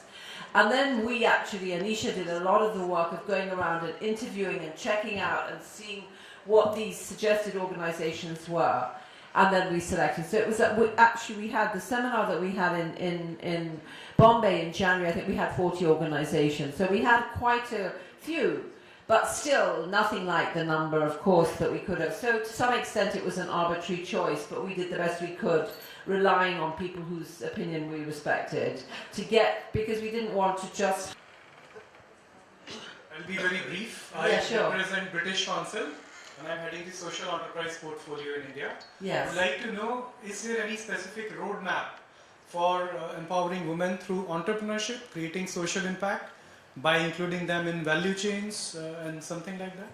Yes, thank you. There is a lot of work on that. It's not what we have specifically focused on in this track, but I think, as my colleague mentioned, there are other tracks in this overall program that have very much looked at that. And I know I was recently at a meeting of colleagues discussing social entrepreneurship and discussing, the gender-specific aspects of that. So if it would be helpful, I'm sure my colleagues would be happy to supply some references or some contacts. It's not something that we directly focused on in these meetings, but I think there's an enormous amount of work happening both with women and with companies and organizations that are macro, but also middle level. So there are many tiers of work, and this is quite a flourishing area of work. Yeah. Any other questions? Yes, sir.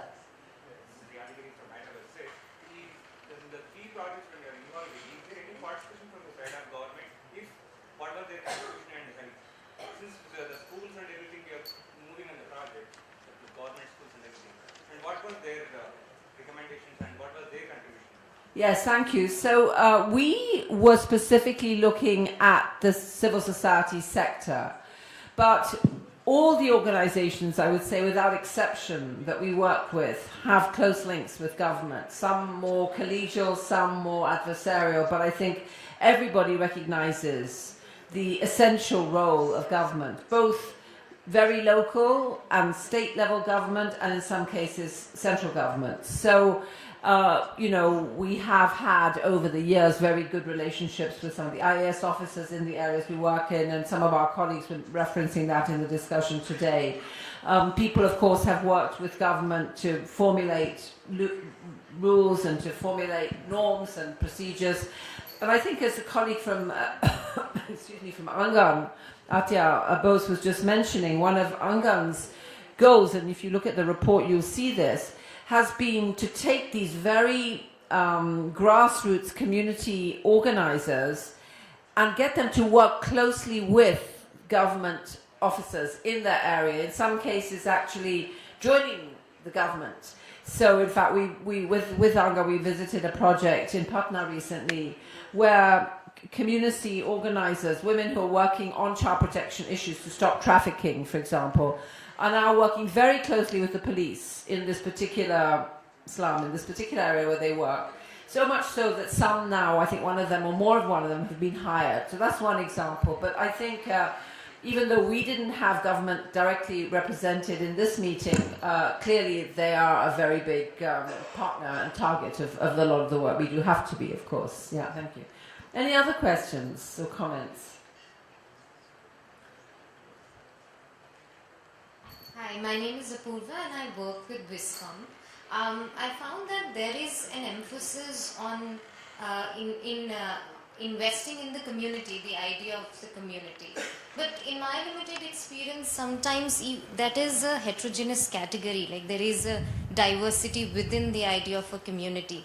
And when you are trying to empower them or to take them on a path of a solution, how do you address that if that becomes an impediment? No, that's a very good question and a huge question. Of course, you're right. A community is not a homogeneous entity. It's very varied. And I think that's sort of one of the issues that come up all the time. If you're working on gender-related issues, you're going to have big divisions.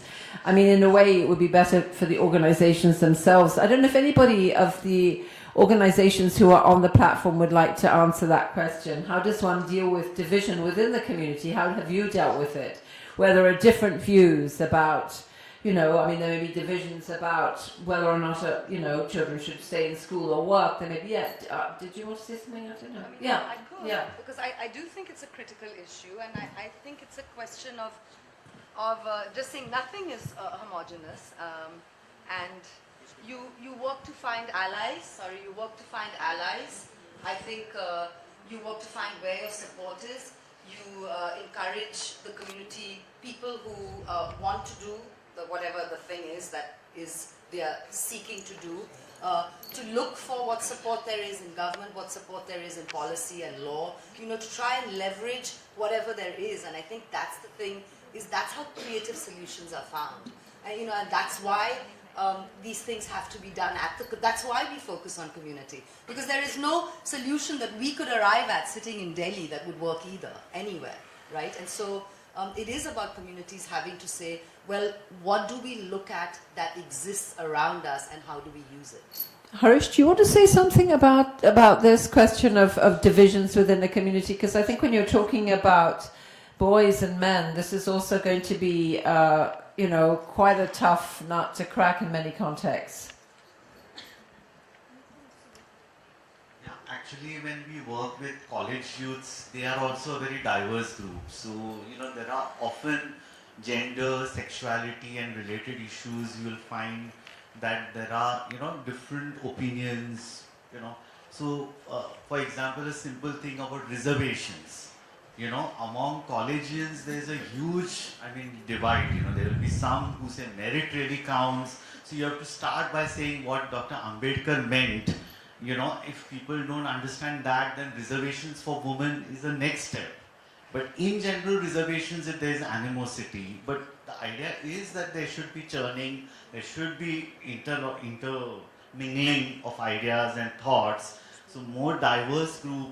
For example, now there are men's rights groups in our country, which are talking that a large number of women are misusing laws to harass innocent men. What should be our stand? And especially when boys are questioning that, when they are saying that they have come across men who are battered. So you have to tell them the larger picture, the real picture, that men can be also not just a certain percentage victimized by their wives, but largely by the system, largely by other men. So when you tell them the wider picture, what it is, you have to keep on bouncing, put your viewpoint. There will be a lot of frictions and all, and especially with, when you're talking about gender issues like intersectionality, religion, caste, class, they are working together. So it's multiple inequalities working simultaneously.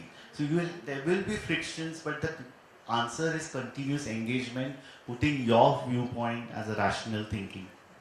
Are there we'll have any other last opinion or question for somebody, maybe, anybody who hasn't spoken? Anybody want to? No? Yeah. So do you wanted to ask a question? No. Okay. Oh, okay, no. So I think then maybe we'll, unless there are any, yeah, sure, last question. Hello. Yeah, my name is Ashok Kumar. I'm from Anvil, South Asia. My question is, engaging with government is very good as idea. It is compulsory also, I guess, because there is hardly any choice. But then at the same time, it is very dreadful.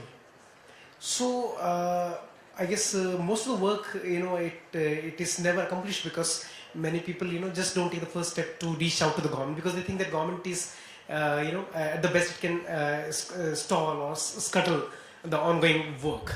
But as Mr. Glenn said that, we just don't, say that, okay, government didn't do this, government didn't do that, but we try to, take another look or maybe another option. So how can, maybe this become this can be scaled up?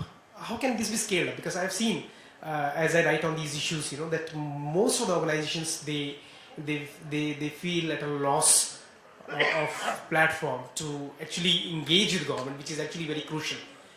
So how can one scale up collaboration and engagement with government given how hard it is? I think this is another massive question and I doubt there is one answer, but would one of the participants like to give an answer? Somebody who has one particular view? We talked about this a lot in our session today because there was a plethora of views, as you imply. There were people saying, what on earth is government doing? Things are going backward. There's no investment in, children are leaving public school in droves because the situation is so bad. What is happening?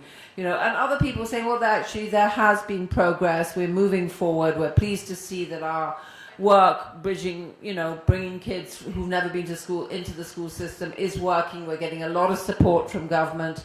If you go to them with solutions, they're only too happy to come forward. So I suppose the answer is not very helpful is it depends, and but I think you make the absolutely correct point that there is no alternative ultimately. You can't just bury your head in the sand and assume that there's some sort of autonomy you can deliver.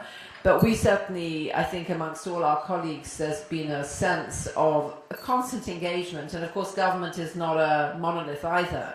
So you might have officials who you have a good relationship with, who themselves are engaged in battling within their own ministry or within their own department. So, that's in a way the name of the game. But I think some of the reports document that process of this kind of complicated tango that many of us are involved in with government agencies.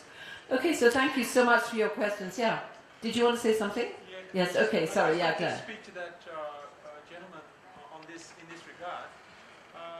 I think it's very important, particularly working in rural areas. Everybody, I can't say everybody should work in rural areas, but there is so much work to be done in rural areas across swathes of India. And we wrote, we just went and we saw what was there, and then we sent letters to the government every day.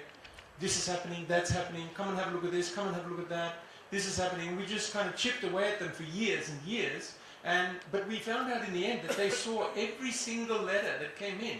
They didn't just put them in a waste paper basket. It was very much worthwhile. So I think there's people get discouraged because it just seems like government, how do you approach them? So I think survey the area, look for a block where it needs work, of which there are millions, and then send letters about what's happening there, document it, and then send that to the representatives while teaching the local people how to use RTI, how to become capable of getting together for their own rights. These kind of approaches work. And I think the dearth of people is the problem. We just don't have, we don't have enough people working in rural areas, going out into the rural sector and trying to work on these huge swathes, which Probe Report came up with 1996, 2000, 2006. Just literally millions of schools which are just not functioning at all, and which is the birthright of this nation. Thank you, and thank you all so much for a very interesting discussion.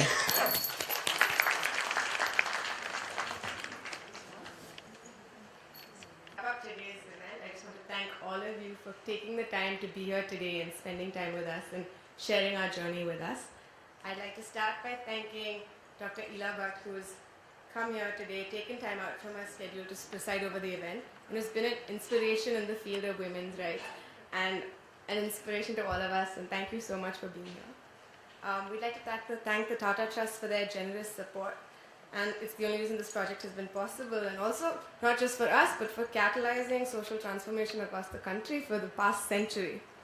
I'd also, as Professor Baba and Professor Chen had mentioned, this whole project has been a collaborative learning process, and we've had the opportunity to learn from each other, learn from pioneers in the field, and that's been very, very, very important to all of us. And this project, we designed the project based on inputs from our advisory board and knowledge partners, who in turn recommended our participating organizations. So I'd like to take this opportunity to thank all our advisory board members and knowledge partners, especially Dr. Shanta Sinha from MV Foundation, Ms. Shalini Sinha from Vigo, Ms. Feroza Mehrotra from HomeNet South Asia, Ms. Suparna Gupta from Angan, Dr. Sharda Jain from Tata Trust, Mr. Deval Sangvi from Dasra, Ms. Tara Sabwala from the Tata Trusts, Dr. Ratna Sudarshan, and Dr. Vimla Ramchandran. I would also like to thank our 45 participating organizations for sharing their experiences with us, and very, very importantly, all the contributors of the publication for taking all the trouble to get all this information together and providing us such rich information and material for these contributions. On a personal note, I'd also like to say thank you to each of the leaders of these organizations who have constantly hassled and given very short deadlines and said, please send me this, please send me that. Thank you for your cooperation and your patience. We really, really appreciate it. I'd also like to thank Ms. Usha Gowde and Ashika for making these beautiful publications and designing them and compiling all the pictures and having the final product that looks great. I'd like to thank our SAI team in Cambridge for their support, especially our project director Shashank, who's been anchoring the entire project and been a pillar of support and an extremely great team leader for all of us. Today's event wouldn't have been possible without help from Vijaya, Sushrit and Kundan. Thank you so much for all your help. And also special thanks to Harish, Arjun and Ramesh who've been helping us create this online portal that will be out soon. And the portal will be a database of resources on the issues we've been working on. And we will send you information about it soon. And thank you to the TAD staff for all their hospitality. And we'd like to give one more small token of appreciation to Dr. Ila Bhatt. I request Shashank to please give it.